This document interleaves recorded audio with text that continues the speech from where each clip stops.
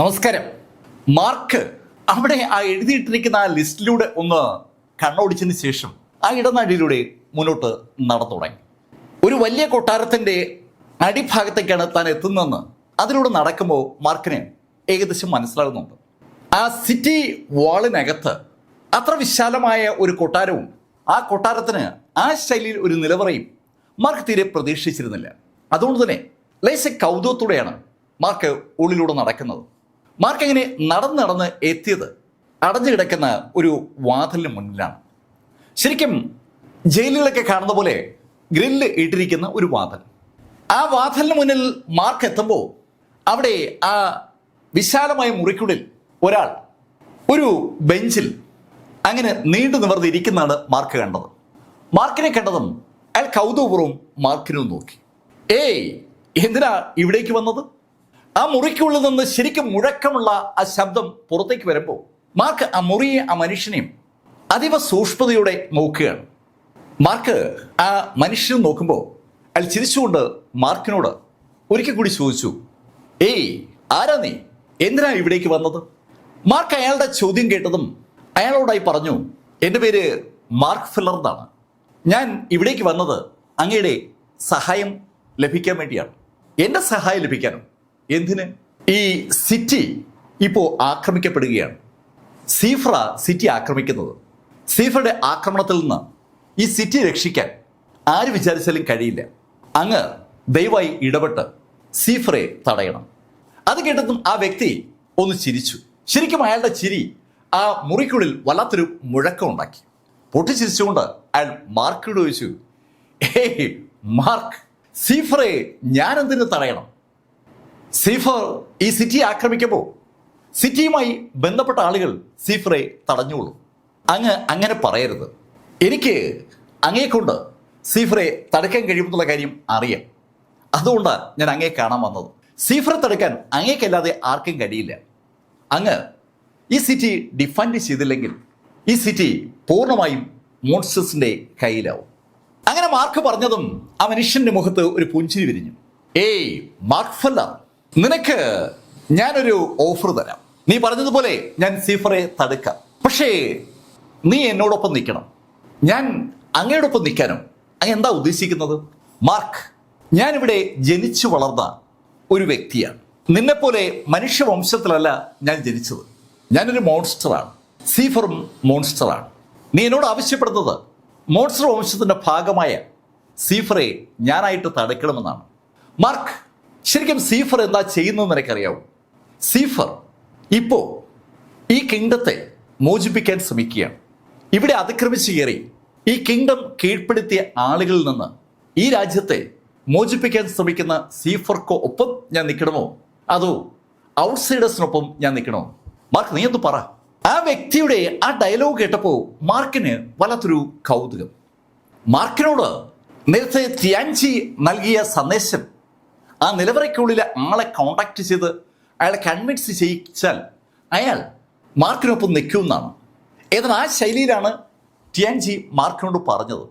മാർക്കിനോട് വ്യക്തമായിട്ടും ആ ആളെക്കുറിച്ചോ ആ ആളുടെ ബാക്ക്ഗ്രൗണ്ടിനെ കുറിച്ചോ ടിയാൻജി ഒന്നും പറഞ്ഞിട്ടില്ല. എന്തായാലും നിലവറയിൽ ചെല്ലണമെന്നും നിലവറയിൽ ഉള്ള ആളിനെ മോചിപ്പിക്കണമെന്നുമാണ് ടിയാൻജി മാർക്കിനോട് പറഞ്ഞിരുന്നത്. നിലവറയിൽ ബന്ധനസ്ഥനായി കിടക്കുന്ന ആളെ മോചിപ്പിക്കാൻ എന്താണ് മാർഗമെന്ന് ആലോചിച്ചിട്ടാണ് യഥാർത്ഥത്തിൽ മാർക്ക് ആ സിറ്റി വാളിന് അടുത്തെത്തിയതും അവസാനം സിറ്റി വാളുകാരെ മാർക്കിനെ പൊക്കി അകത്തു കൊണ്ടുവന്നതും പിന്നീട് അവരുടെ ഭാഗമാക്കി മാറ്റിയതും. മാർക്ക് ഇപ്പോൾ ആ കാഴ്ച കാണുന്നുണ്ട്. ആ വ്യക്തി ബന്ധനസ്ഥനാണ്. ചങ്ങലകളാൽ അയാൾ ബന്ധിക്കപ്പെട്ടിരിക്കുകയാണ്. ആ ചങ്ങലയിലേക്കും ആ സംസാരിക്കുന്ന വ്യക്തിയിലേക്കും മാർക്ക് എങ്ങനെ നോക്കുമ്പോൾ മാർക്കിന്റെ മനസ്സിലേക്ക് ഈ ചിന്തകൾ ഇങ്ങനെ കടന്നു വരികയാണ്. മാർക്ക് എന്തോ ആലോചിക്കുന്നു മനസ്സിലായതും ആ വ്യക്തി മാർക്കിനോട് പറഞ്ഞു, മാർക്ക്, ഞാൻ പറഞ്ഞല്ലോ, ഞാനിവിടെ ഈ കിങ്ഡത്തിൽ ജനിച്ചു വളർന്ന ആളാണ്. ഞാൻ അതിശക്തനായിരിക്കുന്ന കാലഘട്ടത്തിൽ എന്നെക്കാൾ ശക്തനായിട്ട് ആരും തന്നെ ഈ കിങ്ഡത്തിൽ ഉണ്ടായിരുന്നില്ല. ഈ കിങ്ഡം പൂർണ്ണമായും എൻ്റെ ചൊൽപ്പടിയിലേക്ക് നീങ്ങുമെന്ന് ഞാൻ ധരിക്കുമ്പോഴാണ് ചെൻ ഷുവാൻ ഇവിടേക്ക് വരുന്നത്. ആ സെയിന്റ്, അയാളുടെ ആ സെയിന്റ് പവർ ഉപയോഗിച്ച് എന്നെ പരാജയപ്പെടുത്തുകയും എന്നെ ഈ കൊട്ടാരത്തിന്റെ നിലവറയിൽ തളയ്ക്കുകയും ചെയ്തു. ശരിക്കും ഈ സിറ്റിയുടെ ലോഡ് ഞാനാണ്. മാർക്കിനെ ആ വാചകം ശരിക്കും അതിശയിപ്പിച്ചു എന്ന് പറയാം. മാർക്ക് നേരത്തെ ആ മോൺസ്റ്റേഴ്സിനെയും ഡീമൺസിനെ എതിരിടുന്ന സമയത്ത് മാർക്കിനെയും ടീമിന്റെ രക്ഷയ്ക്കായി അവിടെ രംഗത്ത് വന്നത് ജനറലാണ്. ജനറൽ ലീ ലീഫിംഗ് ആയിരിക്കും സിറ്റിയിലോടെന്നാണ് ആ സമയത്ത് മാർക്കിന് തോന്നിയത്. ഇപ്പൊ മാർക്ക് മറ്റൊരു വാർത്തയാണ് അറിയുന്നത്. ലീഫിംഗ് അല്ല സിറ്റിയിലോട്, ആ നിലവറിൽ കിടക്കുന്ന ആ വ്യക്തിയാണ് സിറ്റിയിലോട്. മാർക്ക് കൗതുകത്തോടെ അയാൾ നോക്കിയപ്പോൾ അയാൾ മാർക്കിനോട് പറഞ്ഞു, മാർക്ക്, എൻ്റെ പേര് ഇയാൻ ഷി എന്നാണ്. ഞാൻ ഈ സിറ്റി സ്ഥാപിക്കുകയും ഈ സിറ്റി കൺട്രോൾ ചെയ്യുകയും ഭരണം സുഗമമായി നടത്തിക്കൊണ്ടിരിക്കുകയും ചെയ്യുന്ന സമയത്താണ് ചെൻ ഷുവാങ് ഇവിടെ അവതരിക്കുന്നത്. അയാൾ മറ്റേതോ ലോകത്ത് നിന്ന് ഇവിടേക്ക് വന്നതാണ്. ആ സെയിന്റ് ചെൻ ഷുവാങ്ങിന്റെ ആ സെയിന്റ് പവർ ശരിക്കും എന്നെ തീരെ ദുർബലനാക്കി എന്നാണ് സത്യം. അയാളുടെ ആ സെയിന്റ് പവർ വളരെ വളരെ ശക്തമായിരുന്നു. അയാൾ മനസ്സിലൊന്ന് വിചാരിച്ചാൽ ആ സമയത്ത് ആ സംഭവം നടക്കും. മാർക്ക്, നിനക്കറിയാമോ സെയിന്റ് പവറിന്റെ പവർ എന്താണെന്ന്? ഒരു സെയിന്റിന് അവരുദ്ദേശിക്കുന്ന കാര്യം അവരിയ്ക്കുന്നിടത്തിരുന്നുകൊണ്ട് ചെയ്യാൻ പറ്റും. അവർക്ക് മനസ്സുകൊണ്ട് ആക്ഷൻസ് നടപ്പിലാക്കാൻ പറ്റും. മാർക്കിന് അതൊരു വല്ലാത്ത വാർത്തയായിട്ടാണ് അനുഭവപ്പെട്ടത്. മാർക്കിന്റെ ഭൂമിയിലുള്ള സുഹൃത്താണ് എമോർട്ടൽ ക്രെയിൻ. എമോർട്ടൽ ക്രെയിൻ ഇപ്പോൾ ഡീമൺസിന്റെ അതിശക്തനായ നേതാവാണ്. അയാൾ ശരിക്കും ഒരു സെയിന്റ് ആണ്. സെയിന്റ് എമോർട്ടൽ ക്രെയിൻ എന്നാണ്. ആ സെയിന്റ് എമോർട്ടൽ ക്രെയിന് ഈ 18 കിങ്ഡങ്ങളിൽ ഒരെണ്ണത്തിന്റെ നിയന്ത്രണവുമുണ്ട്. പക്ഷേ ആ ഹോളി റീജിയനിൽ വെച്ച് മാർക്ക് ഇമോർട്ടൽ ക്രെയിനെ കാണുമ്പോൾ ഇമോർട്ടൽ ക്രെയിൻ അയാളുടെ ആ സെയിന്റ് പവർ അങ്ങനെ അധികം ഉപയോഗിച്ചിട്ടില്ല. അതുപോലെ മാർക്ക് കണ്ട മറ്റൊരു വ്യക്തി ക്ഷിതിഗർഭയാണ്. അവിടെ ആ ഗോസ്റ്റ് വേർഡിനകത്തുണ്ടായിരുന്ന ക്ഷിതിഗർഭ. ക്ഷിതിഗർഭ ഒരു സെയിന്റ് ആണ്. പക്ഷെ പലപ്പോഴും ഒരു 5th ലെവൽ ട്രിബുലേഷൻ ട്രാൻസെൻഡിങ് സ്റ്റേജിലെ യോദ്ധാവിന്റെ പവർ മാത്രമേ അവിടെ വെച്ച് ക്ഷിതിഗർഭ ഉപയോഗിച്ചിട്ടുള്ളൂ. ഇവിടെ ഈ യാൻഷി പറയുന്നത് മനസ്സുകൊണ്ട് ഈ സെയിന്റുകൾക്ക് എന്തും തീരുമാനിക്കാനും നടപ്പിലാക്കാനും പറ്റുമെന്നാണ്. മാർക്കിന് മറ്റൊരു സെയിന്റിനെയും പരിചയമുണ്ട്. അന്ന് ആ ഷീ കുടുംബത്തിന് മുന്നിൽ വെച്ച് ഹോളി റീജിയനിൽ ഡീമൺസും മോൺസ്റ്റേഴ്സും കൂടി ഷീ കുടുംബത്തെ അറ്റാക്ക് ചെയ്യുന്ന സമയത്ത് ഹ്യൂമൻ റൈസ് വാച്ചിന്റെ ഭാഗമായി ഉണ്ടായിരുന്ന മാർക്കിനെ ആ മോൺസ്റ്റർ റൈസിന്റെ ജനറൽ അറ്റാക്ക് ചെയ്തപ്പോൾ ആ അറ്റാക്ക് നേരിട്ട ഒരു സുന്ദരിയുണ്ട്. ആ സുന്ദരി ശരിക്കും ഒരു സെയിന്റ് ആണ്. അവർ പക്ഷേ അന്ന് അവരുടെ സെയിന്റ്ലി പവർ ഉപയോഗിച്ചില്ല എന്നതാണ് സത്യം.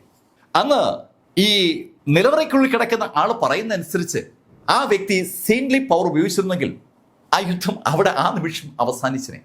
ആ ചിന്തകൾ മാർക്കിന്റെ മനസ്സിലേക്ക് കടന്നു വന്നപ്പോൾ ആ നിലവറയിലെ വ്യക്തി മാർക്കിനോട് പറഞ്ഞു, മാർക്ക്, എനിക്കറിയാം നീ ആലോചിക്കുന്നത് എന്തുകൊണ്ട് സെയിന്റുകൾ സെയിന്റ്ലി പവറുകൾ ഉപയോഗിക്കുന്നില്ലെന്നാണ്.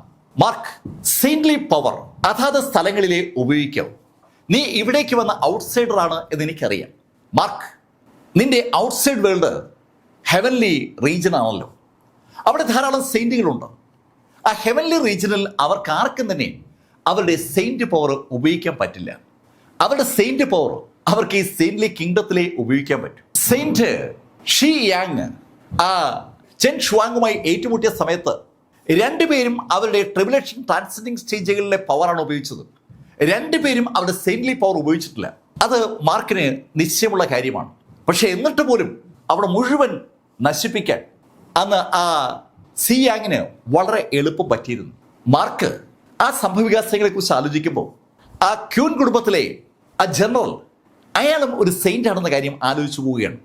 ആ ആള് മാർക്കിനെ അവസാനിപ്പിക്കാനായി മാർക്കിനെ അറ്റാക്ക് ചെയ്യുന്ന ആ സമയത്ത് സ്കൈ സിറ്റിയിൽ മാർക്കിന്റെ രക്ഷയ്ക്ക് വന്നത് സു ഷിവാങ് ആണ്.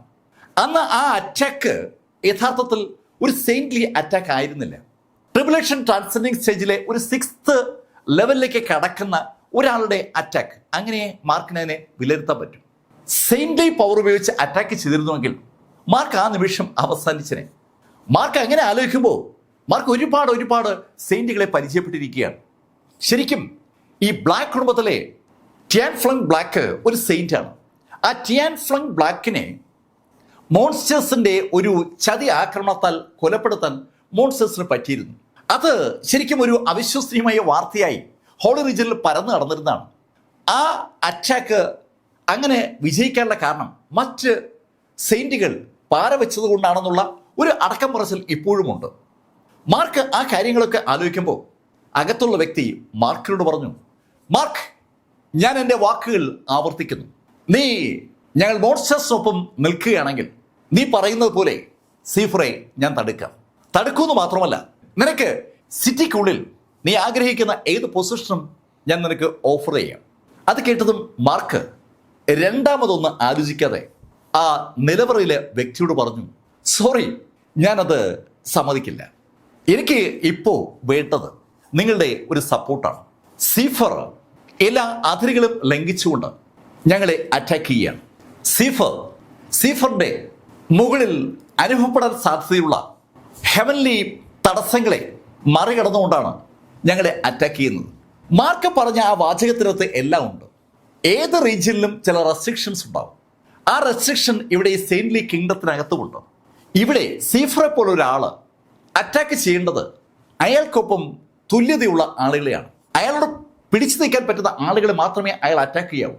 ഇവിടെ അയാൾ ദുർബലരായ ആളുകളെയാണ് അറ്റാക്ക് ചെയ്യുന്നത്. അത് ആ സെയിൻറ്റ്ലി കിങ്ഡത്തിൽ അനുവദനീയമായ കാര്യമല്ല. അങ്ങനെ അയാൾ ചെയ്താൽ അയാൾക്കൊരു ബാക്ക്ലാഷ് ഉണ്ടാവും. അയാൾക്ക് തിരിച്ചടി കിട്ടും. ആ തിരിച്ചടി എന്തു തന്നെയാണെങ്കിലും അത് താൻ ഉൾക്കൊള്ളുമെന്ന് പറഞ്ഞിട്ടാണ് സീഫർ ഇപ്പോൾ ആളുകളെ ആക്രമിക്കുന്നത്. ഒരു ആത്മഹത്യാ പ്രേരണ ആ അറ്റാക്കിന്റെ പിന്നിലുണ്ട്. അയാൾ നശിച്ചാലും ആ സിറ്റി മുഴുവൻ നശിപ്പിക്കുക എന്നുള്ളതാണ് അയാളുടെ ടാർഗറ്റ്. ഒരു സൂയിസൈഡ് ബോംബറുടെ സകല മൈൻഡ് സെറ്റും ഇപ്പോൾ സീഫറിൽ കാണുകയാണ്. അതൊരു അപകടമാണ്. അതുകൊണ്ടാണ് സീഫറെ തടുക്കാൻ പറ്റുന്ന, സീഫറേക്കാൾ ശക്തിയുള്ള ഒരാളുടെ സപ്പോർട്ട് തനിക്ക് വേണമെന്ന് മാർക്ക് ആ നിലവറയിലെ വ്യക്തിയോട് വ്യക്തമാക്കിയത്. കാര്യങ്ങൾ കേട്ട് കഴിഞ്ഞതും ആ വ്യക്തി മാർക്കിനോട് പറഞ്ഞു, മാർക്ക്, ഞാൻ എൻ്റെ അഭിപ്രായം വ്യക്തമാക്കി കഴിഞ്ഞു. ഞാൻ ഒരിക്കലും നിങ്ങളുടെ ഹ്യൂമൻ റൈസിനൊപ്പം നിന്ന് മോൺസ്റ്റേഴ്സിനെ അവസാനിപ്പിക്കാൻ കൂട്ടു നിൽക്കത്തില്ല. നീ ഇവിടെ വരികയും എൻ്റെ അഭിപ്രായത്തെ ധിക്കരിക്കുകയും ചെയ്തിരിക്കുകയാണ്. അതുകൊണ്ട് നിന്നെ വെറുതെ വിട്ടാൽ ശരിയാകില്ല.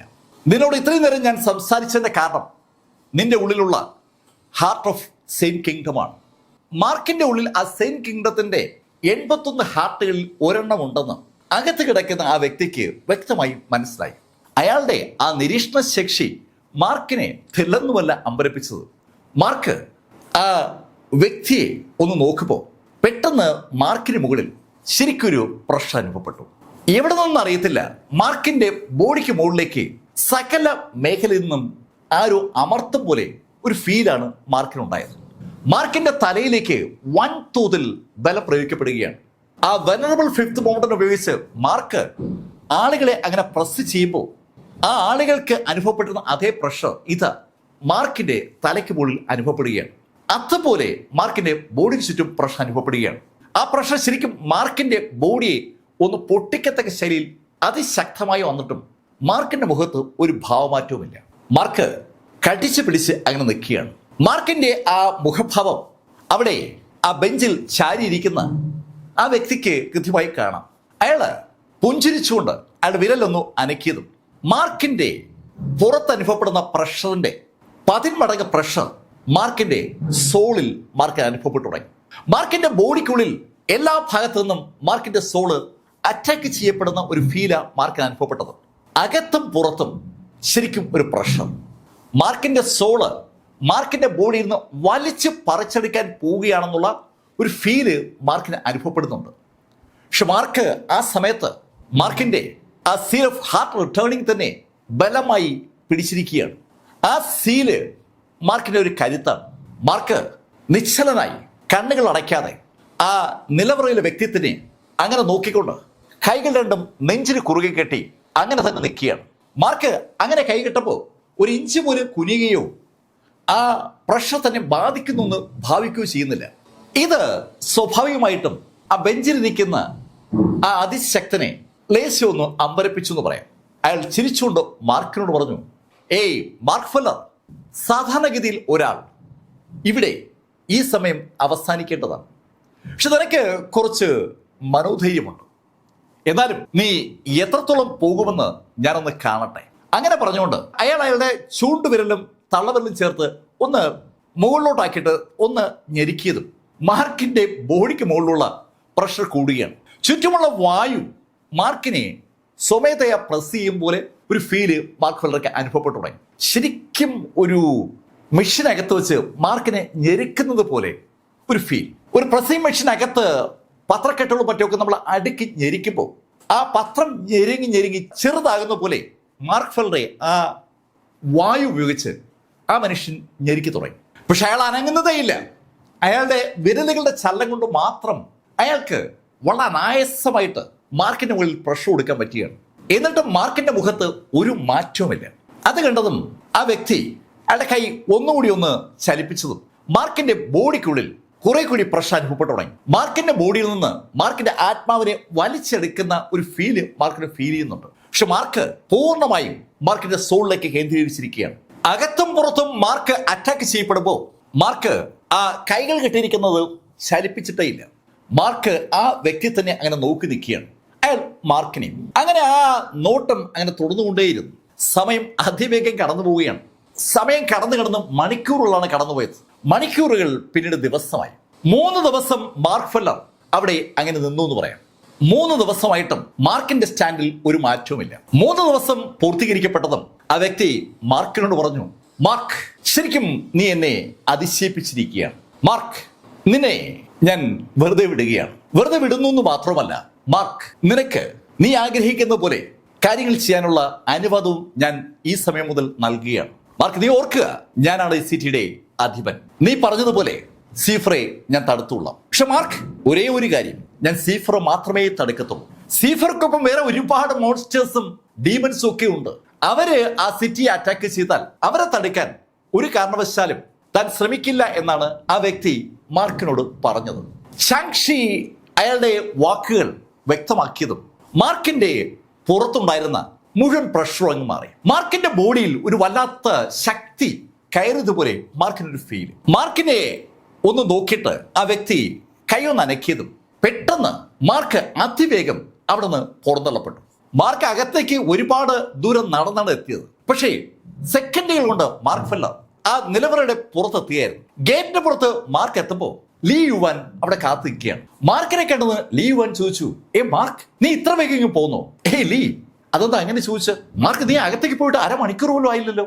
മാർക്കിന് വിശ്വസിക്കാനാവാത്ത ഒരു കമന്റാണ് ലീ യുവാൻ പറഞ്ഞത്. അകത്ത് മാർക്ക് ഏകദേശം 3 ദിവസത്തോളം അവിടെ ആ നിലവറയിലെ വ്യക്തിയുടെ ആ അറ്റാക്കിനെ അതിജീവിച്ചു എന്നാണ് മാർക്ക് കരുതിയത്. താൻ കണ്ടതും കേട്ടതുമൊക്കെ ഒരു മാന്ത്രിക ലോകത്തിലാണോ എന്നൊരു തോന്നൽ മാർക്കിന് ഉണ്ടാകുമ്പോഴേക്കും ചില സോൾജേഴ്സ് അവരുടെ അടുത്തേക്ക് ഓടിയെത്തി. മാർക്ക് ഫെല്ലർ, നീയും ലീ യുവാനും ചേർന്ന് ഒരുപാട് മെറിറ്റ് പോയിന്റുകൾ നേടിയിരിക്കുകയാണ്. മെറിറ്റ് പോയിന്റുകൾ ഡിസ്പ്ലേ ആകുന്നത് അവരുടെ മുറിയിലെ സിസ്റ്റത്തിൽ അവർക്ക് കാണാം. ശരിക്കും ആധുനിക ടെക്നോളജികളുള്ള ഒരു മുറി അവർക്ക് കൺട്രോൾ റൂമായിട്ടുണ്ട്. ആ യുദ്ധവുമായി ബന്ധപ്പെട്ട എല്ലാ കാര്യങ്ങളും ആ സോൾജേഴ്സ് അവിടെ ഇരുന്നാണ് മോണിറ്റർ ചെയ്യുന്നത്. അങ്ങനെ മോണിറ്റർ ചെയ്തപ്പോൾ മാർക്ക് ഫെല്ലർക്കും ലീ യുവാനും നേരെ ഒരുപാട് പോയിന്റുകൾ ആഡ് ചെയ്യപ്പെടുന്ന അവർ കണ്ടു. ആ പോയിന്റുകൾ ശരിക്കും അകത്ത് ആ നിലവറയ്ക്കുള്ളിലെ ആ വ്യക്തിയെ കണ്ട് മടങ്ങിയതിന്റെ ഫലമായിട്ട് മാർക്ക് വഴി സമ്പാദിക്കപ്പെട്ടതാണ്. ഇന്ന് വരെ ഒരു മനുഷ്യനും ആ നിലവറയ്ക്കുള്ളിൽ പോയിട്ട് തിരികെ വന്നിട്ടില്ല. മനുഷ്യനും വന്നിട്ടില്ല, ഡീമനും വന്നിട്ടില്ല, മോൺസ്റ്ററും വന്നിട്ടില്ല. ആ കാര്യം ആ സോൾജർക്ക് നന്നായിട്ട് അറിയാം. ആ സിറ്റിയിലോട് തന്റെ നിലവറയ്ക്കുള്ളിലേക്ക് അടക്കുന്ന സകലരെയും അദ്ദേഹത്തിന്റെ അൺബിലീവബിളായ പവർ ഉപയോഗിച്ച് കൊല്ലുകയാണ് പതിവ്. ഇവിടെ ആദ്യമായി ഒരാളിതാ ആ വ്യക്തിയുടെ അടുത്തുനിന്ന് മടങ്ങി വന്നിരിക്കുകയാണ്. ആ സിറ്റി ലോഡിനെ, ആ സിറ്റി ഭരിക്കുന്ന ആ സിറ്റിക്കുള്ളിൽ തന്നെ, അയാളുടെ കൊട്ടാരത്തിനുള്ളിൽ തന്നെ, ആ കൊട്ടാരത്തിൽ നിലവറയ്ക്കുള്ളിൽ തന്നെ അങ്ങനെ ബന്ധനസ്ഥനാക്കി ഇടാൻ കഴിഞ്ഞ ചെൻ ഷുവാങ്ങിന്റെ പവറിനെ കുറിച്ചാണ് ഈ സമയത്ത് മാർക്ക് ആലോചിക്കുന്നത്. മാർക്ക് ആലോചിക്കുന്നുണ്ടതും ലീ യുവാൻ മാർക്കോട് പറഞ്ഞു, വാ നമുക്ക് ഈ പോയിന്റുകളെ സാധനങ്ങളായി കൺവേർട്ട് ചെയ്യാം. അങ്ങനെ പറഞ്ഞ് ലീ യുവാൻ മാർക്കിനൊപ്പം മുന്നോട്ട് നടക്കുമ്പോൾ ഷെൻക്യുനെയും ലീ ഊവയും വേറൊരു സുഹൃത്തും കൂടി അവർക്കൊപ്പം കൂടി. ആ സുഹൃത്തിനെ മാർക്ക് നേരത്തെ യുദ്ധത്തിൽ വെച്ച് പരിചയപ്പെട്ടതാണ്. ശരിക്കും അതിശക്തനാണ് ആ കഥാപാത്രം. അയാളുടെ പേര് ഷിയോവാൻ എന്നാണ്. ഷിയോവാനും ക്യൂനയും ഊവയും ലീ യുവാനും മാർക്ക് കൂടി സ്റ്റോറിലെത്തി. സ്റ്റോറിൽ അവരെ കാത്തു നിൽക്കുകയാണ് ആ സ്റ്റോർ നടത്തുന്ന ആളുകൾ. ഒരുപാട് വിഭവങ്ങൾ അവർക്ക് വേണ്ടി അവിടെ നിരത്തി വെച്ചിരിക്കുകയാണ്. ആ വിഭവങ്ങൾ മാർക്ക് തന്റെ കൂടെയുള്ള ആളുകൾക്ക് വേണ്ടി എടുത്തു കൊടുക്കുമ്പോൾ സ്റ്റോറിന്റെ നടത്തിപ്പുകാരൻ മാർക്കിനോട് പറഞ്ഞു, മാർക്ക്, നിങ്ങൾക്ക് വേണ്ടി ഈ സ്റ്റോറിന്റെ 2ാമത്തെ നിലവറ തുറക്കപ്പെട്ടിരിക്കുകയാണ്. മാർക്കിന് അത് വല്ലാത്തൊരു അതിശയമുണ്ടാക്കിയ വാർത്തയാണ്. ആ സ്റ്റോറിന് അങ്ങനെ ഒരു 2ാം നിലവറ ഉണ്ടെന്നുള്ള കാര്യം മാർക്ക് ആദ്യമായി കേൾക്കുന്ന വാർത്തയാണ്. മാർക്കിന്റെ മുഖത്തെ അമ്പരപ്പ് കണ്ടതും ആ സ്റ്റോർ മാനേജർ മാർക്കിനെ ആ സ്റ്റോറിനകത്തേക്ക് വിളിപ്പിച്ചു. മാർക്ക് ആ സ്റ്റോർ മാനേജർക്കൊപ്പം അകത്തേക്ക് നടക്കുമ്പോൾ അവരുടെ തൊട്ടു മുന്നിലായി ഒരു വാതിൽ മലർക്കെ തുറക്കപ്പെട്ടു. അതിവിശാലമായ ഒരു ഇന്നർ സ്റ്റോറിലേക്കാണ് മാർക്കിനെ ആ മാനേജർ കൊണ്ടുവന്നത്. മാർക്കും ആ മാനേജറും ആ സ്റ്റോറിനകത്തേക്ക് കടന്നു. അവിടെ മാർക്ക് ഇതുവരെ കണ്ടിട്ട് കേട്ടിട്ടില്ലാത്ത അനവധി സംവിധാനങ്ങളുടെ ഒരു നിര തന്നെയുണ്ട്. ഒരു ഭാഗത്ത് പിൽസുകളുടെ കേന്ദ്രമാണ്. എനർജി ഗുളികകൾ ബോട്ടിലുകളിലിട്ട് ഒരു ഭാഗത്ത് അങ്ങനെ നിരത്തി വെച്ചിട്ടുണ്ട്. ആ ഗുളികകളിലേക്ക് മാർക്ക് നോക്കിയതും ആ മാനേജർ മാർക്കിനോട് പറഞ്ഞു, മാർക്ക്, ഈ പിൽസ് നിനക്ക് ഒരുപാട് ഗുണപ്പെടും. സോൾ നറിഷിംഗ് പിൽസ് ഉണ്ട്, ബോഡി നറിഷിംഗ് പിൽസ് ഉണ്ട്, ഡിവൈൻ സെൻസ് നറിഷിംഗ് പിൽസ് ഉണ്ട്. ഡിവൈൻ സെൻസിനെയും സോളിനെയും ബോഡിയും വ്യത്യസ്ത മരുന്നുകൾ ഉപയോഗിച്ച് ശക്തിപ്പെടുത്തുന്ന ഒരു സംവിധാനം ആ സെയിൻലി കിങ്ഡത്തിൽ ഉണ്ടെന്ന് അത് കേട്ടപ്പോൾ മാർക്കിന് മനസ്സിലായി. മാർക്ക് അത് ഓരോന്നും ഓരോ ബോട്ടിൽ വീതം എടുത്തു. അപ്പോഴും മാർക്കിന്റെ കയ്യിൽ ഇനിയും മെറിറ്റ് പോയിന്റ് ഉണ്ട്. ഈ സമയത്താണ് മാർക്ക് ഇടതുവശത്തായി ചില സാധനങ്ങൾ കാണുന്നത്. ശരിക്കും മിസ്റ്റീരിയസ് എന്ന് വിളിക്കാൻ കഴിയുന്ന സാധനങ്ങളാണ്. അതിങ്ങനെ മൂവ് ചെയ്യണം വായുവിൽ. ആ സ്റ്റോറിനകത്തൂടി അതിങ്ങനെ മൂവ് ചെയ്തുകൊണ്ടിരിക്കുകയാണ്. അതിങ്ങനെ ഇടത്തുനിന്ന് വലത്തോട്ട് പോകും, വലത്തുനിന്ന് ഇടത്തോട്ട് വരും. ലഗേജുകളൊക്കെ പാസ് ചെയ്യുന്ന ഒരു കൺവെയർ ബെൽറ്റ് പാസ് ചെയ്യുന്ന പോലെ വായു ഇങ്ങനെ പാസ് ചെയ്യുന്നു. അതിന്റെ മുകളിൽ കൂടി ആ സാധനങ്ങൾ ഇങ്ങനെ വരികയാണ്. മാർക്ക് ആ സാധനങ്ങളിലേക്ക് നോക്കുന്നുണ്ടതും ആ വ്യക്തി, ആ മാനേജർ മാർക്കിനോട് പറഞ്ഞു, മാർക്ക്, ഇത് മിസ്റ്റീരിയസ് ആണ്. നിനക്ക് ഭാഗ്യമുണ്ടെങ്കിൽ നീ എടുക്കുന്ന സാധനം നിനക്ക് ഗുണപ്പെടും. ഭാഗ്യമില്ലെങ്കിൽ നിന്റെ ചാൻസ് നഷ്ടമാവുകയും ചെയ്യും. അത് കേട്ടത് മാർക്ക് അയാളോട് ചോദിച്ചു, എനിക്ക് എത്ര ചാൻസ് ഉണ്ട്? മാർക്ക്, നിനക്ക് 3 സാധനങ്ങൾ എടുക്കാം. 3 സാധനങ്ങൾ. അതൊരു കൊതിപ്പിക്കുന്ന സംഭവമാണ്. ഒരുപാട് മിസ്റ്റീരിയസ് സാധനങ്ങൾ ഇങ്ങനെ പതുക്കെ മൂവ് ചെയ്ത് പോകുന്നുണ്ട്. അതിനെ മിസ്റ്റീരിയസ് എന്ന് വിളിക്കാൻ കാര്യം അതെന്താണെന്ന് തിരിച്ചറിയാൻ പറ്റാത്തത് കൊണ്ടാണ്. ആ സാധനം എടുത്ത് അത് പൊട്ടിച്ചു നോക്കിയാലേ അതിനകത്ത് എന്തുണ്ടെന്ന് മനസ്സിലാവും. മാർക്കിന് ഈ കളി നേരത്തെ അറിയാം. ഭൂമിയിൽ വെച്ചും അതുപോലെ ഹോളി റിച്ചിൽ വെച്ചും മാർക്ക് സ്റ്റോൺ ഗാംബ്ലിംഗ് നടത്തിയിട്ടുണ്ട്. ആ സ്റ്റോൺ ഗാംബ്ലിംഗ് നടത്തുമ്പോൾ ചിലപ്പോൾ വിലപ്പെട്ട എന്തെങ്കിലും കിട്ടും, ചില സമയത്ത് വൻ നഷ്ടത്തെ കലാശിക്കുകയും ചെയ്യും. ഇവിടെ മാർക്ക് പാടുപെട്ട് നേടിയ ആ മെറിറ്റ് പോയിന്റുകൾ മാർക്കിന് വേണമെങ്കിൽ ആ 3 സാധനങ്ങൾക്ക് വേണ്ടി തിരിച്ചുവിടാം. ഇല്ലെങ്കിൽ ആ മെറിറ്റ് പോയിന്റ് ഉപയോഗിച്ച് ഒരുപാട് സാധനങ്ങൾ മാർക്കിന് നേടാൻ പറ്റും. മാർക്ക് ആകെ കൺഫ്യൂഷനായി. അവസാനം 2 കൽപ്പിച്ച് ആ കൺവെയർ ബെൽറ്റിലൂടെ അങ്ങനെ പോകുന്ന ഒരു സാധനത്തെ മാർക്ക് കയ്യിലെടുത്തു. കണ്ടാൽ നല്ല പൊക്കവും വണ്ണവുമുള്ള ഒരു വലിയ ബണ്ടിലാണ് മാർക്ക് എടുത്തിരിക്കുന്നത്. കണ്ടപ്പോൾ ശരിക്കും പൊക്കവും വണ്ണവുമുള്ള നല്ലൊരു ബണ്ടിൽ. അത് പുറത്തെടുത്ത മാർക്ക് തൊട്ട് മുന്നിലുള്ള ടേബിളിന്റെ മുകളിലേക്ക് വെച്ചു. മാനേജറും മാർക്കും കൗതുകത്തോടെ ആ ബണ്ടിൽ പൊട്ടിച്ചു. ആ ബണ്ടിൽ പൊട്ടിച്ചപ്പോൾ അതിനകത്ത് ഒന്നുമില്ല. മാർക്കിന്റെ ഒരു ചാൻസ് നഷ്ടമായി. പക്ഷെ ആ ബണ്ടിലിനകത്ത് ഒന്നുമില്ല എന്ന് പറയാൻ കഴിയില്ല. ചെറിയ ഐറ്റംസ് ഒക്കെ ഉണ്ട്. ആ ഐറ്റംസിന് വേണ്ടി ഇത്രയും മെറിറ്റ് പോയിന്റ് മാർക്ക് അവിടെ മുടക്കേണ്ടിയിരുന്നില്ല എന്നതാണ് സത്യം. മാനേജർ മാർക്കിനോട് പറഞ്ഞു, മാർക്ക്, ഞാൻ പറഞ്ഞല്ലോ, ഭാഗ്യം ഇവിടെ നിർണായകമായ ഘടകമാണ്. ഇനിയും 2 ചാൻസ് കൂടി മാർക്കിനുണ്ട്. മാർക്കും ആ മാനേജറും അവരുടെ മുന്നിലൂടെ കടന്നു പോകുന്ന ആ ബെൽറ്റിൽ നിരന്നിരിക്കുന്ന സാധനങ്ങളെ സസൂക്ഷ്മം നിരീക്ഷിച്ചു തുടങ്ങി. ഒരുപാട് സാധനങ്ങൾ ഇങ്ങനെ പൊയ്ക്കൊണ്ടേ ഇരിക്കുകയാണ്. എല്ലാം ഒരേപോലുള്ള പാക്കറ്റുകളാണ്. നല്ല പൊക്കവും വണ്ണവുമുള്ള പാക്കറ്റുകൾ. ആ പാക്കറ്റിനകത്ത് എന്താണ് ഉള്ളതെന്ന് അറിയാൻ വയ്യ. കുറെ നേരം അതിലേക്ക് നോക്കി നിന്നിട്ട് മാർക്ക് അവസാനം 2ാമത് ഒരെണ്ണം കൂടി എടുത്തു. അത് പൊട്ടിച്ചപ്പോഴും സംഭവം ഒരുപോലെ തന്നെ. നേരത്തെ പോലെയുള്ള ചില സാധനങ്ങളേ ഉള്ളൂ. അതൊന്നും മാർക്കിന്റെ ഇപ്പോഴത്തെ നിലയിൽ മാർക്കിന് ഉപയോഗപ്പെടില്ല. മാർക്ക് ആ സെയിന്റ് കിങ്ഡത്തിലേക്ക് വന്ന സമയത്ത് അതൊക്കെ മാർക്കിന് ഉപയോഗപ്പെടും. മാർക്ക് ഇപ്പോ ഒത്തിരിയേറെ സെയിന്റ് എനർജി നേടിയിരിക്കുകയാണ്. ആ മാർക്കിന് ഗുണപ്പെടുന്ന സംഭവങ്ങളല്ല വന്നിരിക്കുന്നത്. ഇനി ഒരേ ഒരു ചാൻസേ ഉള്ളെന്ന് മാനേജർ മാർക്കിനെ ഓർമ്മിപ്പിച്ചു. മാർക്ക് ഇപ്പൊ പിന്മാറിയാൽ ആ ചാൻസ് കണക്ട് ചെയ്തിരിക്കുന്ന മെറിറ്റ് പോയിന്റ് ഉപയോഗിച്ച് പുറത്തെ സ്റ്റോറിൽ നിന്ന് മാർക്കിന് ഒരുപാട് സാധനങ്ങൾ വാങ്ങി. പുറത്ത് ഷെക്യുനെയും ബാക്കിയുള്ളവരൊക്കെ കാത്തു നിൽക്കുകയാണ്. മാർക്ക് തന്റെ കണ്ണുകൾ ഒന്ന് ഇറുക്കി അടച്ചു. തനിക്ക് ലഭിച്ചിരിക്കുന്ന ചാൻസിനകത്ത് എന്തോ ഒന്നുണ്ടെന്ന് ഒരു തോന്നൽ മാർക്കിനുണ്ട്. അങ്ങനെ കണ്ണുകൾ അടച്ചുന്ന മാർക്ക് അല്പസമയം കഴിഞ്ഞപ്പോൾ ഇടത് കൈ ഒന്ന് നീട്ടി ഒരു സാധനത്തെ പിടിച്ചു. ആ കൺവെയർ ബെൽറ്റിലൂടെ കടന്നു പോകുന്ന ആ സാധനം മാർക്ക് എടുത്ത് മേശപ്പുറത്തേക്ക് വെച്ചു. മാനേജർ മാർക്കിനോട് പറഞ്ഞു, മാർക്ക്, ഇതിനകത്തും ഒന്നുമില്ലെങ്കിൽ നിനക്ക് എന്നോട് ദേഷ്യമൊന്നും തോന്നരുത്. അങ്ങനെ പറഞ്ഞുകൊണ്ട് മാനേജർ മാർക്കിന്റെ മുന്നിൽ വെച്ച് അത് കട്ട് ചെയ്തു. അത് കട്ട് ചെയ്ത് വന്നതും മാർക്കും മാനേജറും ഒരുപോലെ അത്ഭുതത്തോടെ അകത്തെ ആ വസ്തുവിലേക്ക് നോക്കി പോവുകയാണ്. അകത്ത് ഒരു അടിപൊളി വാളാണ് ഇരിക്കുന്നത്. 2 വശവും മൂർച്ചയുള്ള ഒരു സോഡ്. ആ സോഡ് കണ്ടതും ആ മാനേജർ മാർക്കിനോട് പറഞ്ഞു, മാർക്ക്, ഇത് ഷാഡോലെസ് സോഡാണ്. ഷാഡോലെസ്സോ? അതേ മാർക്ക്. സാധാരണ നമ്മൾ സോഡ് ഉപയോഗിക്കുമ്പോൾ ഒരു നിഴല് സ്വാഭാവികമായിട്ടും ഉണ്ടാകും. പക്ഷെ ഈ സോഡിന് നിഴലുണ്ടാകില്ല. അതുകൊണ്ട് തന്നെ ഈ സോഡ് ഉപയോഗിക്കുമ്പോൾ കണ്ടുപിടിക്കാൻ പാടാണ്. ഒരു പ്രകാശം അടിക്കുന്ന ദിക്കിൽ നമ്മൾ ആ സോഡിങ്ങനെ വീശുമ്പോൾ ആ സോഡ് വരുന്ന വേഗതയിലും ആ നിഴല് ആളുകളുടെ ശ്രദ്ധയപ്പെടും. പക്ഷേ ഈ സോഡിന് അങ്ങനെ ഒരു നിഴലേ ഉണ്ടാവില്ല. ഷാഡോ ഇല്ലാത്ത ആ സോഡിന്റെ ഇരുഭാഗവും നന്നായി തിളങ്ങുന്നുണ്ട്. മാർക്ക് 2 കൈകൊണ്ടും ആ സോഡ് കയ്യിലെടുത്തു. ആ സോഡിന്റെ ഇരുഭാഗത്തും ശരിക്കും വല്ലാത്തൊരു മൂർച്ച മാനേജർക്കും മാർക്കിനെ കാണാൻ പറ്റുന്നുണ്ട്. മാർക്ക്, ഇത് അമൂല്യങ്ങളിൽ അമൂല്യമായ ഒരു ആയുധമാണ്. മാർക്ക്, ഇത് നിനക്ക് എന്തായാലും ഗുണപ്പെടും. മാർക്കും മാനേജറും ആ സോഡുമായി പുറത്തു വരുമ്പോൾ ലീ യുവാനും ഊവയും ബാക്കിയുള്ളവരും ആ സോഡ് കണ്ടു. ഊവെ ഓടി മാർക്കിനെടുത്തെത്തി ആ സോഡ് മാർക്കിൻ്റെ നിന്ന് വാങ്ങിച്ചു. മാർക്ക്, ഇത് ഷാഡോലെസ് സോഡാണ്. മാർക്ക്, ഇത് ഒരുപാട് ഗുണപ്പെടുന്ന സോഡാ. മാർക്ക്, ഇത് ശ്രദ്ധിച്ചത് ഉപയോഗിക്കണം. ഈ സോഡിന്റെ ശക്തി വളരെ വലുതാണെന്നാണ് ഞാൻ കേട്ടിട്ടുള്ളത്. എന്താണ് ശക്തി എന്ന് ചോദിച്ചാൽ എനിക്കും അറിയില്ല. അത് കേട്ടതും ലീ യുവാൻ മാർക്കിനോട് പറഞ്ഞു, മാർക്ക്, ഇത് തൊട്ടടുത്ത് നിന്ന് ആക്രമിക്കുന്ന സമയത്ത് നമ്മുടെ എൻറ്റയർ സെയിന്റ് എനർജിയും സ്വീകരിക്കാനുള്ള കപ്പാസിറ്റി ഉള്ള വാളാണ്. ലീ യുവാൻ അത് പറഞ്ഞപ്പോൾ ആ 5 ടീമിന് ശരിക്കും ഒരു അതിശയം. അതെന്താ അങ്ങനെ പറഞ്ഞ? മാർക്ക്, നമ്മുടെ സെയിന്റ് എനർജി പെട്ടെന്ന് ഈ വാളിലേക്ക് കയറ്റിയാൽ എതിരാളി എത്ര ശക്തനാണെങ്കിലും നമുക്ക് അയാളെ വകവരുത്താൻ പറ്റും. ലൈറ്റ്നിങ് വേഗതയിൽ, കണ്ണടച്ച് തുറക്കുന്ന വേഗതയിൽ ശരീരത്തിലെ എനർജി മുഴുവൻ വാളിലേക്ക് കയറ്റി എതിരാളിയെ അറ്റാക്ക് ചെയ്യാൻ കഴിയുന്ന ഒരു മാജിക്കൽ ആയുധമാണ് മാർക്കിന് കിട്ടിയിരിക്കുന്നത്. ഈ സമയത്ത് ലീ യുവാൻ അങ്ങനെ പറയുമ്പോൾ ക്യൂന മാർക്കിനെ ഒരു തൊപ്പി ഹാൻഡ് ഓവർ ചെയ്തു. മാർക്ക്, ഈ തൊപ്പി നമുക്ക് എല്ലാവർക്കും ഇവിടുന്ന് കിട്ടിയതാണ്. എന്താ ഇത്? മാർക്ക്, ഇത് മിറർ ഓഫ് റിഫ്ലക്ഷൻ ആണ്.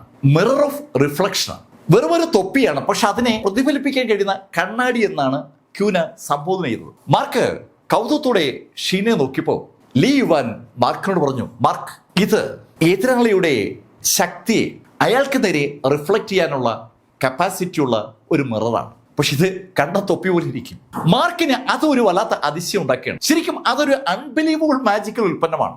എതിരാളി നമ്മളെ അറ്റാക്ക് ചെയ്യുമ്പോൾ നമുക്ക് ആ തൊപ്പി എടുത്ത് ധരിക്കാൻ പറ്റിയാൽ എതിരാളിയുടെ ശക്തി അയാൾക്ക് നേരെ തന്നെ ഉപയോഗിക്കാൻ പറ്റും. ഈ സെയിന്റ് കിങ്ഡത്തിൽ ഒരു തരത്തിലുള്ള മാജിക്കൽ ആക്ടിവിറ്റീസും പറ്റില്ലെന്നാണ് ഇതുവരെ മാർക്ക് കരുതിയിരുന്നത്. പക്ഷേ മാർക്കിന്റെ കൂട്ടരുടെ ലെവൽ ഉയരുന്നതനുസരിച്ച് അവർക്ക് ആ കപ്പാസിറ്റി പതുക്കെ കിട്ടുകയാണ്.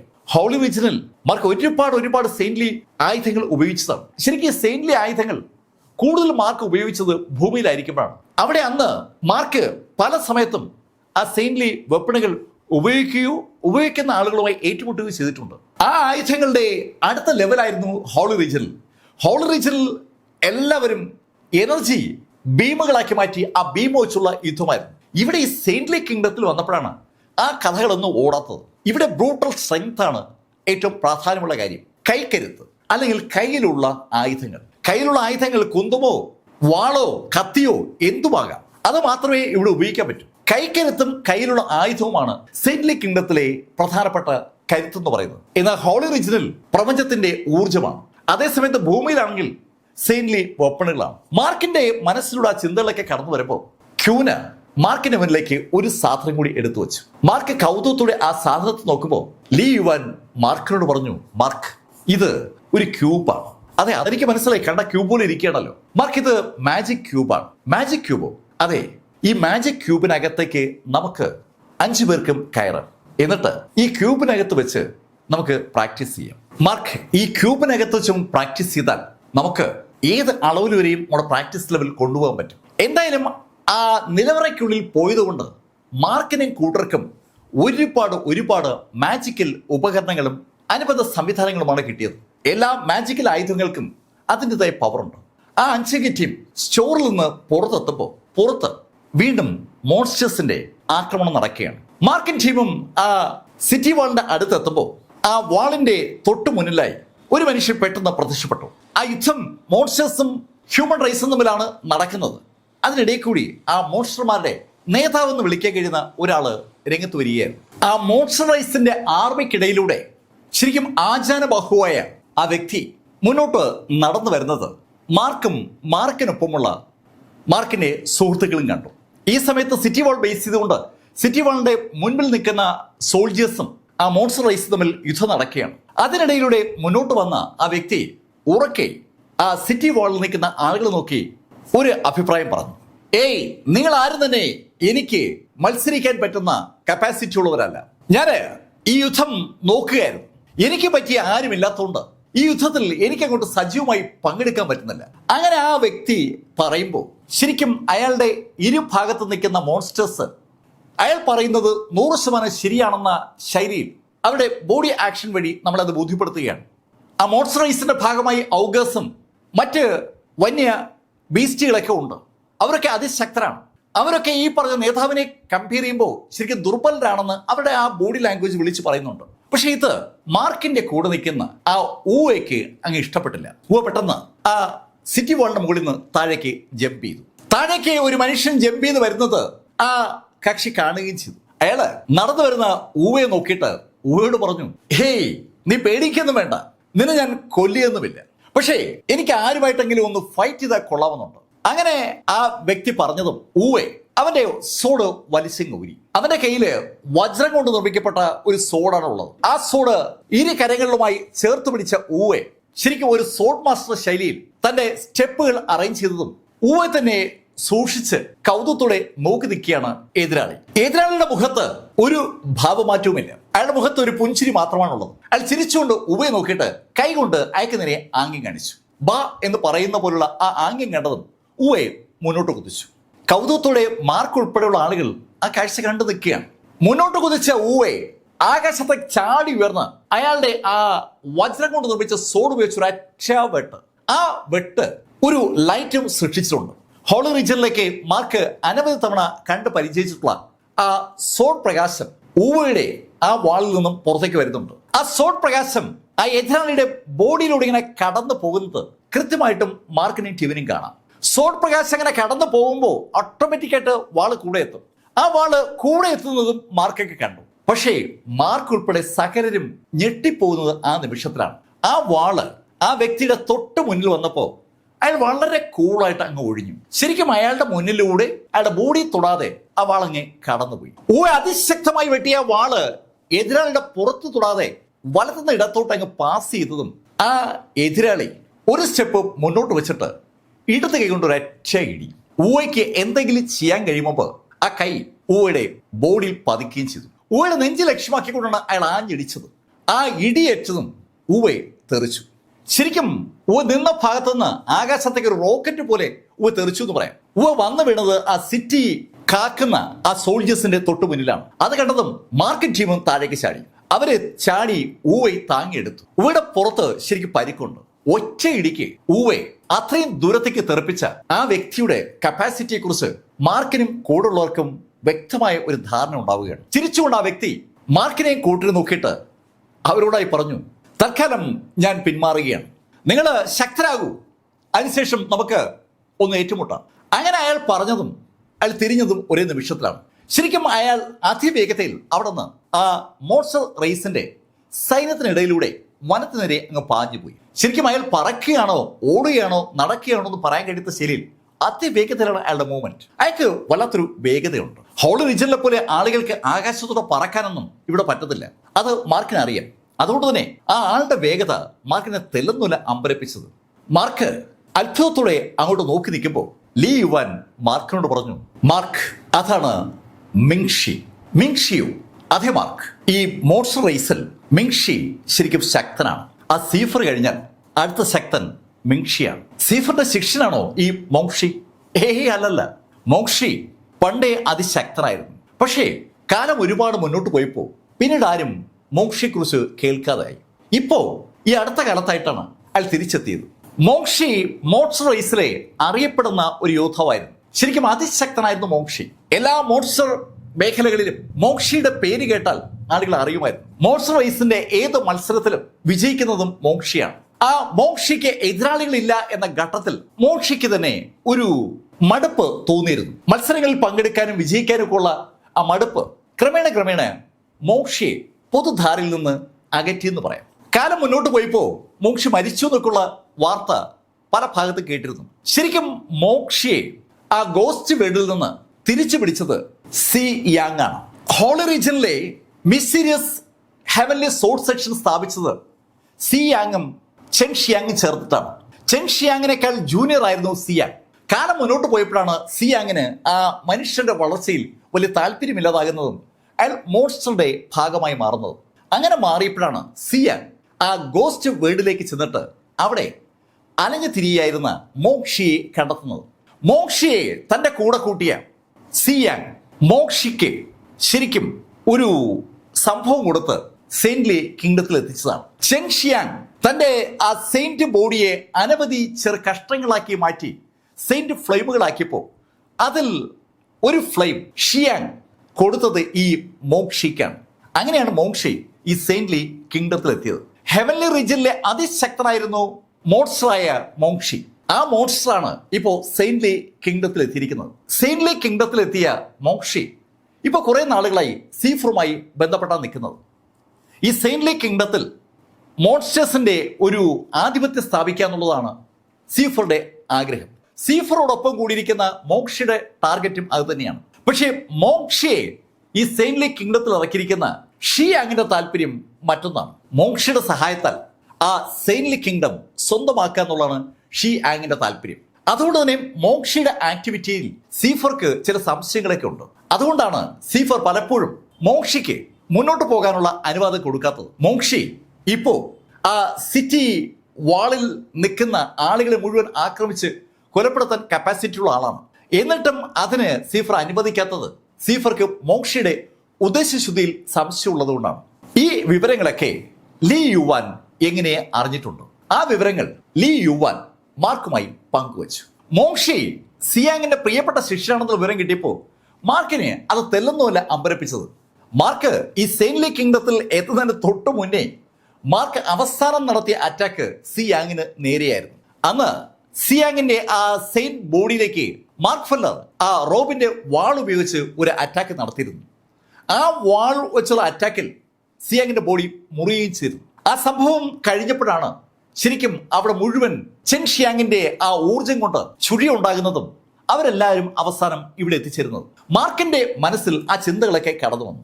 മാർക്ക് എന്തോ ആലോചിക്കുകയാണെന്ന് മനസ്സിലായതും ഷെൻ ക്യൂന മാർക്കിനോട് പറഞ്ഞു, മാർക്ക് നമുക്ക് മുകളിലേക്ക് മടങ്ങാം. അങ്ങനെ ആ ടീം അവിടെ നിന്ന് സിറ്റി വാളിന്റെ മുകളിലേക്ക് കയറി. സിറ്റി വാളിന്റെ മുകളിലേക്ക് കയറിയതും ഷെൻ ക്യൂന ആ കൂടെയുള്ള എല്ലാവരോടും പറഞ്ഞു, നമുക്ക് പ്രാക്ടീസ് ചെയ്യാനുള്ള സമയമാണ്. മോൺസ്റ്റേഴ്സ് അവരുടെ ശക്തി മുഴുവൻ സമാഹരിച്ചുകൊണ്ട് ഒരു അറ്റാക്ക് നടത്താൻ ഇനി സമയമെടുക്കും. ആ മോങ്ഷി തന്നെ ഫുൾ അറ്റാക്ക് നടത്താത്തത് അങ്ങനെ എന്തോ കാൽക്കുലേഷന്റെ അടിസ്ഥാനത്തിലാണ്. മാർക്കിനും അങ്ങനെ ഒരു തോന്നലുണ്ട്. സീഫറുടെ പരിക്കുകൾ പൂർണ്ണമായും ഭേദമായിട്ടില്ല. സീഫർക്ക് അത് ജനറലുമായി ഏറ്റുമുട്ടിയപ്പോൾ പരിക്കുണ്ടായിട്ടുണ്ട്. ആ പരിക്ക് പൂർണ്ണമായും മാറിയാൽ മാത്രമേ സീഫർ രംഗത്തിറങ്ങത്തുള്ളൂ. മാർക്കിനും കൂട്ടർക്കൊക്കെ ഹെവൻലി റീജിയനിൽ വെച്ച് പരിക്കേൽക്കുമ്പോൾ അത് വേഗം ഭേദമാകുവാൻ. പക്ഷെ ഇവിടെ ഈ സെയിന്റ്ലി കിങ്ഡത്തിൽ അങ്ങനെയല്ല കഥ. പരിക്ക് ഭേദമാകാൻ സമയമെടുക്കുന്നുണ്ട്. ഒരുപാട് വ്യത്യാസം ഹെവൻലി റീജിയനും സെയിന്റ്ലി റീജിയനും തമ്മിലുണ്ട്. മാർക്കിനെ ഓരോ നിമിഷത്തിലും അത് വ്യക്തമായിക്കൊണ്ടിരിക്കുകയാണ്. ആ കാര്യത്തെക്കുറിച്ച് മാർക്ക് ആലോചിക്കുമ്പോൾ യുവാൻ മാർക്കിനോട് പറഞ്ഞു, ഏയ് മാർക്ക്, നമുക്ക് ആ മിസ്റ്റിക് ക്യൂബിനകത്തേക്ക് കയറാം. അവിടെ വെച്ച് നമുക്ക് പ്രാക്ടീസ് ചെയ്യാം. ശരിക്കും നമ്മൾ ശക്തരായി കഴിഞ്ഞാൽ പിന്നെ നമുക്ക് ആരെയും ഭയക്കേണ്ട കാര്യമില്ല. ലീ യുവാൻ പറയുന്നത് വാസ്തവമാണെന്ന് കൂടെയുള്ള ബാക്കി എല്ലാവർക്കും അറിയാം. അങ്ങനെ ആ 5 പേരും സുരക്ഷിതമായ ഒരു സ്ഥലം കടത്തിന് ശേഷം ആ മാജിക് ക്യൂബ് ആക്ടിവേറ്റ് ചെയ്യാനുള്ള പരിപാടിയിലേക്ക് കടന്നു. അവർ 5 പേരും ആ ക്യൂബിലേക്ക് കൈകൾ വെച്ചുകൊണ്ട് മനസ്സ് പൂർണ്ണമായി ആ ക്യൂബിലേക്ക് കേന്ദ്രീകരിക്കുമ്പോൾ ആ ക്യൂബ് ആക്ട് ചെയ്യപ്പെട്ടുകൊള്ളും എന്നാണ് ആ ക്യൂബ് അവർക്ക് നൽകിയപ്പോൾ സ്റ്റോറിന്റെ നടത്തിപ്പുകാർ അവരോട് പറഞ്ഞത്. അതിനടിസ്ഥാനത്തിൽ ആ 5 പേരും അവരുടെ 2 കൈകളും ആ കട്ടയിലേക്ക് വെച്ചു. നല്ല വെളുത്ത ആ കട്ടയിൽ ആ 10 കൈകളും അങ്ങനെ പതിച്ചതും അവർ മുഴുവൻ കണ്ണുകളടച്ച് ആ ക്യൂബിലേക്ക് തന്നെ അവരുടെ ശ്രദ്ധ മുഴുവൻ കൊടുത്തു. അവര് ആ ക്യൂബിലേക്ക് ശ്രദ്ധ പൂർണ്ണമായും അർപ്പിച്ചു നിൽക്കുമ്പോൾ ഏതാനും സെക്കൻഡ് കഴിഞ്ഞതും ആ ക്യൂബിൽ നിന്ന് പതുക്കെ പതുക്കെ ഒരു തണുപ്പ് ചുറ്റും വ്യാപിച്ചു തുടങ്ങി. ഐസ് കട്ടയിലെ തണുപ്പ് കയ്യിലേക്ക് കയറി വരും പോലെ അവരുടെ ബോഡിയിലേക്ക് ആ ക്യൂബിൽ നിന്ന് ഒരു തണുത്ത എനർജി കയറി വരികയാണ്. ആ 5 പേരുടെയും ബോഡിയിലേക്ക് അവരുടെ കൈകളിലൂടെ ആ എനർജി കയറി അവരുടെ ദേഹം മുഴുവൻ ആ തണുപ്പ് ആയി എന്ന് ബോധ്യമാകുന്ന ആ നിമിഷത്തിൽ പെട്ടെന്ന് അവരൊന്ന് കുലുങ്ങി. അടുത്ത നിമിഷത്തിൽ അവർ കാണുന്നത് അവർ 5 പേരും ആ ക്യൂബിനകത്ത് നിൽക്കുന്നതാണ്. കണ്ടാൽ ഒരു ചെറിയ ക്യൂബ്, പക്ഷെ ഇപ്പൊ അവർ നിൽക്കുന്നത് അതിവിശാലമായ ഒരു സ്ഥലത്താണ്. മിസ്റ്റിക് വേൾഡുകളിൽ ഒരുപാട് കണ്ടിട്ടുള്ള മാർക്ക് ഫെല്ലർക്ക് അതൊരു മിസ്റ്റിക് വേൾഡ് ആണെന്നുള്ള യാഥാർത്ഥ്യം അപ്പോഴാണ് മനസ്സിലായത്. ശരിക്കും ഒരു കൂറ്റൻ മിസ്റ്റിക് വേൾഡിനെ ഒരു ചെറിയ ക്യൂബിന്റെ വലിപ്പത്തിലേക്ക് ആരോ ചുരുക്കിയിരിക്കുകയാണ്. വളരെ കൗതുകത്തോടെ മാർക്കും ഊവയും ക്യൂനയും ലീ യുവാനും ഷിയോവാനും ആ ക്യൂബിനകം മുഴുവൻ നോക്കുകയാണ്. അതിവിശാലമായ ഒരു ഗ്രൗണ്ടിൽ അവരെത്തിയതുപോലെ അങ്ങനെയാണ് അവർക്ക് തോന്നിയത്. അവർക്ക് പക്ഷേ മറ്റൊരു കാഴ്ച കാണാം. ആ ക്യൂബിലൂടെ അവിടെ നടക്കുന്ന യുദ്ധം അവർക്ക് കൃത്യമായി കാണാം. എന്നാൽ പുറത്തു നിൽക്കുന്ന ആൾക്കാർക്ക് അവരോട്ട് കണ്ടും കൂടാ. അതും അവർക്ക് മനസ്സിലായി. ചുറ്റും എല്ലാവരും നോക്കുമ്പോൾ ക്യൂന എല്ലാവരോടെയും പറഞ്ഞു, നോക്ക്, നമുക്ക് അധികം സമയമില്ല. ആ മോൺസ്റ്റേഴ്സ് സംഘടിച്ച് ശക്തരായി നമുക്കെതിരെ അതിശക്തമായ ഒരു യുദ്ധം ആരംഭിക്കുന്നവരെ മാത്രമേ നമുക്ക് ഇതിനകത്ത് നിൽക്കാൻ പറ്റത്തുള്ളൂ. നമ്മൾ എത്രയും പെട്ടെന്ന് പ്രാക്ടീസ് തുടങ്ങണം. ക്യൂന പറഞ്ഞതിന്റെ അടിസ്ഥാനത്തിൽ ആ അഞ്ചംഗ ടീം പ്രാക്ടീസ് ആരംഭിച്ചു. മാർക്കിന്റെ കയ്യിൽ ആ ഷാഡോലെസ് സോഡ് ഉണ്ട്. മാർക്ക് ആ ഷാഡോലെസ് സോഡ് ഉപയോഗിച്ചുകൊണ്ട് സോഡ് ടെക്നിക്കിൽ പ്രാക്ടീസ് തുടങ്ങി. ശരിക്കും ഊവെ സോഡ് ടെക്നിക്കിൽ ഒരു ഉസ്താദ് തന്നെയാണ്. ഊവയുടെ കയ്യിൽ നിന്ന് അനവധി സോഡ് ടെക്നിക്കിൽ മാർക്ക് പഠിച്ചെടുത്തു. അതേസമയത്ത് അങ്ങോട്ടും ഇങ്ങോട്ടും ഓരോരുത്തരും പല കാര്യങ്ങളും പഠിക്കുകയും പരസ്പരം പ്രാക്ടീസ് ചെയ്യുകയും ചെയ്യണം. ഈ പ്രക്രിയ അനിശ്ചിതങ്ങ് തുടരുമ്പോൾ സമയവും അതിവേഗം കടന്നു പോവുകയാണ്. ദിവസങ്ങളും ആഴ്ചകളും മാസങ്ങളും അതിവേഗമാണ് കടന്നുപോയത്. അങ്ങനെ അവർ പ്രാക്ടീസ് കൊണ്ടിരിക്കുന്ന ഒരു ദിവസം അവര് ആ കാഴ്ച കണ്ടു. ശരിക്കും ആ സിറ്റിയിലോട്ട് കറുത്ത മേഘങ്ങൾ പതുക്കെ പതുക്കെ മൂവ് ചെയ്ത് വരുന്ന ഒരു കാഴ്ചയാണ് അവർ കണ്ടത്. ഈ ദിവസങ്ങളിൽ അവർ മറ്റൊരു കാര്യം മനസ്സിലാക്കിയിരുന്നു. ആ സിറ്റിയെ നിരന്തരം ആക്രമിക്കുമായിരുന്ന ആ മോൺസ്റ്റേഴ്സും ഡീമൺസും ഇപ്പോ ആ സിറ്റിയിലോട്ട് വരാറേ ഇല്ല എന്നുള്ള കാര്യം. അവര് പിന്മാറിയിരിക്കുകയാണ്. അത് കണ്ടപ്പോൾ തന്നെ ക്യൂന മാർക്കിനോട് പറയുകയും ചെയ്തു, അവര് തയ്യാറെടുക്കുകയായിരിക്കും. ആ സംഭാഷണം കഴിഞ്ഞിട്ട് കുറെ നാളുകളായപ്പോഴാണ് അവർ ആ മേഘങ്ങൾ കാണുന്നത്. കറുത്ത മേഘങ്ങൾ ആ സിറ്റിക്ക് നേരെ അങ്ങ് വിദൂരത്തിൽ നിന്ന് പാഞ്ഞു വരികയാണ്. അവർക്ക് ആ മേഘങ്ങൾ വരുന്ന ദിശ കൃത്യമായി ഇപ്പോ അറിയാം. അത് ആ വനമാണ്, സീഫറുടെ താവളം. സീഫറുടെ താവളത്തിന്റെ അടുത്ത് നിന്ന് കറുത്ത മേഘങ്ങൾ വരുന്ന കണ്ടതും യുവാൻ മാർക്കിനോട് പറഞ്ഞു, മാർക്ക്, മോൺസ്റ്റേഴ്സ് വീണ്ടും റെഡിയായി രംഗത്തിറങ്ങിയിരിക്കുകയാണ്. പക്ഷേ മാർക്ക്, എനിക്ക് ഒരു അസ്വാഭാവികത ഫീൽ ചെയ്യുന്നുണ്ട്. യുവാൻ അങ്ങനെ പറഞ്ഞുകൊണ്ട് ആ ക്രിസ്റ്റലിലൂടെ ആ വനത്തിന്റെ ഭാഗത്തേക്ക് നോക്കുമ്പോൾ അവർ നേരത്തെ കണ്ടിട്ടും കേട്ടിട്ടില്ലാത്ത ശൈലിയിലുള്ള കൂറ്റൻ മോൺസ്റ്റേഴ്സ് ആണ് ആ ആർമിയെ ലീഡ് ചെയ്യുന്നതെന്ന് അവർക്കിപ്പോൾ കാണാം. നേരത്തെ വന്ന മോൺസ്റ്റേഴ്സിനൊക്കെ ഒരു പ്രത്യേക ശൈലി ഉണ്ടായിരുന്നു. അതിൽ നിന്നൊക്കെ ഒരുപാട് വ്യത്യസ്തരായിട്ടുള്ള മോൺസ്റ്റേഴ്സ് ആണ് വരുന്നത്. ശരിക്കും അവർ കണ്ടാൽ തന്നെ ആരും ഒന്ന് ഭയന്നു പോകും. ഈ കാഴ്ച സിറ്റി വാളിനെ കവർ ചെയ്യുന്ന സംരക്ഷിക്കുന്ന ഭടന്മാരും കണ്ടു. അവർ പെട്ടെന്ന് തന്നെ റെഡിയായി. ഒരു ഫുൾ ഫ്ലഡ്ജ്ഡ് അറ്റാക്ക് അവരുടെ ആ സിറ്റിക്ക് നേരെ വരാൻ പോവുകയാണെന്ന് അവർക്ക് തോന്നുമ്പോൾ ആ സിറ്റിയുടെ പടിഞ്ഞാറേ ഭാഗത്ത് എതിരാളികളുടെ സേന എത്തിയ കാര്യം ഈ കിഴക്ക് ഭാഗത്തുള്ള ആളുകൾ അറിഞ്ഞു. അതേസമയത്ത് തന്നെ നോർത്തിലും സൗത്തിലും മോൺസ്റ്റേഴ്സിന്റെ സേന എത്തി. ആദ്യമായിട്ടാണ് സിറ്റി പൂർണ്ണമായും വളഞ്ഞുകൊണ്ട് മോൺസ്റ്റേഴ്സിന്റെ സേന എത്തുന്നത്. ഒരു കൂറ്റൻ സേനയാണ് അവർ കൊണ്ടുവന്നിരിക്കുന്നത്. ആ സേനയെ നയിക്കുന്ന ആളുകളെല്ലാം ശരിക്കും ശക്തരാണ്. മാർക്കും കൂട്ടരും ആ കാഴ്ച കാണുന്നുണ്ട്. ക്യൂബിന്റെ പ്രൊട്ടക്ഷനകത്ത് നിൽക്കുന്ന അവർക്ക് വളരെ അടുത്ത് നിന്ന് ആ യുദ്ധം കാണാൻ കഴിയുന്ന ഒരു സാഹചര്യമാണ് ഇപ്പോൾ ഉണ്ടായിരിക്കുന്നത്. ആ അഞ്ചംഗ ടീം ആ ക്യൂബിനകത്തൂടെ താഴേക്ക് നോക്കുമ്പോൾ ഒരു മലവെള്ളം ഒലിച്ചു വരുന്ന വേഗതയിൽ ആ കൂറ്റൻ സേന സിറ്റി വാളിനെ പൂർണ്ണമായും വളഞ്ഞു കഴിഞ്ഞു. സിറ്റി വാളിനും ആ മോൺസ്റ്റേഴ്സിനും ഇടയിൽ ഇപ്പോൾ ഉള്ളത് ആ സിറ്റി വാള് സംരക്ഷിക്കേണ്ട സേനയാണ്. ആ സേന അവരുടെ കൈവശമുള്ള ആയുധങ്ങൾ ഉപയോഗിച്ചുകൊണ്ട് മോൺസ്റ്റേഴ്സിനെ നേരിട്ട് തുടങ്ങുകയും ചെയ്തു. പക്ഷേ മോൺസ്റ്റേഴ്സിനെ അവർ നേരിട്ട് തുടങ്ങിയപ്പോഴാണ് ഇതുവരെ അവരെ കാണുകയും പരിചയപ്പെടുകയും യുദ്ധം ചെയ്യുകയും ചെയ്ത മോൺസ്റ്റേഴ്സും ഇപ്പോൾ വന്നവർ തമ്മിലുള്ള വ്യത്യാസം ഫീൽ ചെയ്യുന്നത്. പെട്ടെന്ന് ആ സിറ്റിക്ക് മുന്നിലുള്ള ആ എൻറ്റയർ സേനയും മോൺസ്റ്റേഴ്സിനാൽ തുടച്ച് മാറ്റപ്പെട്ടു. മാർക്കിനും ടീമിനും സങ്കല്പിക്കാനാവാത്ത വിധം ശക്തരായ യോദ്ധാക്കളാണ് ആ മോൺസ്റ്റേഴ്സായി എത്തിയിരിക്കുന്നത്. ആ മോൺസ്റ്റേഴ്സ് സേനയിൽ ഇപ്പോൾ ഉള്ളത്. ആ മോൺസ്റ്റേഴ്സിന്റെ അതിശക്തമായ അറ്റാക്കിൽ ആ ചുവര് സംരക്ഷിച്ചിരുന്ന ആളുകൾ മുഴുവൻ കൊല്ലപ്പെട്ടതും മോൺസ്റ്റേഴ്സ് ആ ചുവര് വഴി മുകളിലേക്ക് കയറാനുള്ള ഒരു തയ്യാറെടുപ്പിലേക്ക് കടന്നു. ഈ സമയത്ത് സിറ്റി വാളിന്റെ മുകളിൽ ഇഷ്ടംപോലെ സേനയുണ്ട്. ആ സേന മുകളിൽ നിന്ന് മുകളിലേക്ക് കയറി വരുന്ന ആ മോൺസ്റ്റേഴ്സിനെ ശക്തമായി ആക്രമിക്കുകയാണ്. മുകളിൽ നിന്ന് താഴോട്ട് വലിയ ഉരുളൻ കല്ലുകളൊക്കെ അവർ ഉരുട്ടി മോൺസ്റ്റേഴ്സിന്റെ തലയിലേക്കിട്ട് ആ തല ചിതറിപ്പിക്കുന്ന കാഴ്ചകളും ഇതിനിടയിൽ കാണാം. വൻതോതിൽ കല്ലുകൾ ആ സിറ്റി വാളിന് മുകളിൽ അറേഞ്ച് ചെയ്തിരിക്കുകയാണ്. അതൊരു വല്ലാത്ത സ്ട്രാറ്റജിയാണ്. കൂറ്റൻ കല്ലുകൾ നേർ മുകളിൽ നിന്ന് താഴേക്ക് വീഴുമ്പോൾ ആ മോൺസ്റ്റേഴ്സിന്റെ തല ചിതറിക്കൊണ്ടിരിക്കുമ്പോൾ അതൊന്നും കൂസാതെ മോൺസ്റ്റേഴ്സ് പലരും പിന്നെയും മുകളിലേക്ക് കയറാൻ ശ്രമിച്ചപ്പോൾ ആ ലീഡർമാരിൽ ഒരാൾ മോൺസ്റ്റേഴ്സിനോട് ഒന്ന് പിന്മാറാൻ ആവശ്യപ്പെട്ടു. ആ ഉത്തരവ് ഒരു വല്ലാത്ത കോർഡിനേഷൻ ഇഫക്റ്റ് ഉണ്ടാക്കി. കിഴക്കൻ സൈഡിൽ നിൽക്കുന്ന നേതാവിന്റെ ആജ്ഞ പെട്ടെന്ന് 4 ദിക്കിലും പ്രതിഫലിക്കപ്പെട്ടു. ആ എൻറ്റയർ മോൺസ്റ്റേഴ്സും ആ മതിലിൽ നിന്ന് ഏകദേശം ഒരു 25 അടി പുറകോട്ട് പിന്മാറി. ആ മതിലിന്റെ മുകളിൽ നിൽക്കുന്ന സിറ്റിയുടെ സോൾജേഴ്സിനും ആ കാഴ്ച കാണാം. സോൾജേഴ്സിനൊപ്പം ഇപ്പോൾ കമാൻഡോസും ഉണ്ട്. കമാൻഡോസ് സോൾജേഴ്സിനേക്കാൾ വളരെ ശക്തരാണ്. നേർക്കുനേർ യുദ്ധത്തിൽ കമാൻഡോസിനും ഇപ്പോൾ എത്തിയിരിക്കുന്ന ആ മോൺസ്റ്റേഴ്സുമായി പിടിച്ചേക്കാൻ പറ്റില്ല എന്നൊരു കഥ, ഒരു ഫീല് അവർക്ക് എല്ലാവർക്കും ഇപ്പോൾ ഉണ്ടായിട്ടുണ്ട്. അപ്പോഴാണ് ആ മോൺസ്റ്റേഴ്സ് മുഴുവൻ ഏകദേശം 25 അടി പുറകോട്ട് മാറിയത്. 25 അടി പുറകോട്ട് മുഴുവൻ മോൺസ്റ്റേഴ്സും മാറുമ്പോൾ ആ മതിലിൽ നിന്ന് മാറി നമ്മൾ കാണുന്നത് ഒരു കൂറ്റൻ കടലാണ്. മോൺസ്റ്റേഴ്സിന്റെ കടലെന്ന് പറയാം. എല്ലാ ഭാഗത്തും മോൺസ്റ്റേഴ്സ് ഉണ്ട്. അവരുടെ കയ്യിൽ ആയുധങ്ങളുമുണ്ട്. ആ സേന പുറകോട്ട് മാറി അങ്ങനെ നിൽക്കുമ്പോൾ പെട്ടെന്ന് പുറകിൽ നിന്ന് ഒരു ആരവം ഉണ്ടായി. ആ ആരവം ഉണ്ടായ ആ നിമിഷത്തിൽ മുമ്പിലുണ്ടായിരുന്ന സേന 2 ഭാഗത്തേക്കായി മാറുകയാണ്. കിഴക്കും പടിഞ്ഞാറും വടക്കും തെക്കും ഒക്കെ.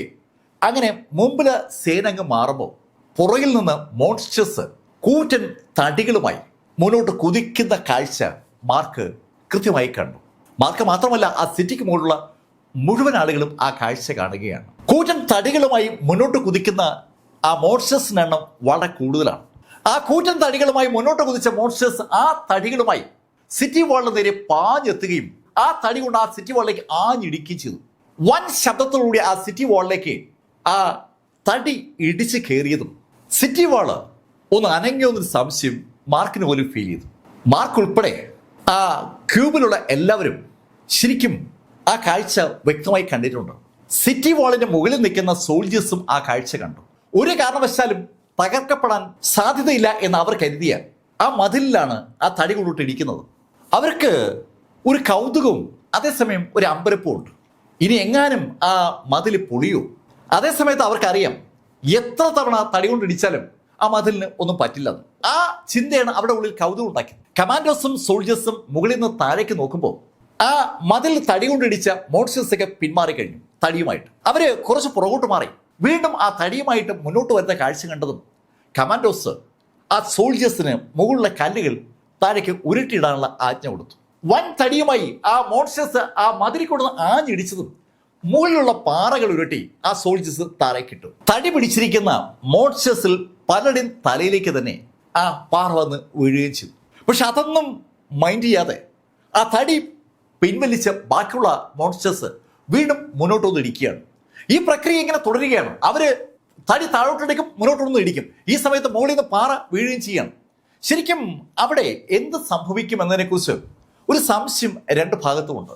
ആ മോൺസ്റ്റേഴ്സ് എത്ര ശ്രമിച്ചാലും ആ കൂറ്റൻ കോട്ട പൊളിക്കാൻ കഴിയില്ല എന്ന് സകലരും കരുതുന്ന നിമിഷത്തിൽ പെട്ടെന്നാണ് ആ മോങ്ഷി ആ മോൺസ്റ്റേഴ്സിന്റെ ഇടയിലൂടെ മുന്നോട്ട് കുതിച്ചത്. മോങ്ഷി മുന്നോട്ട് കുതിച്ചു വരുന്നത് മാർക്ക് ഫെൽറിംഗ് കണ്ടു.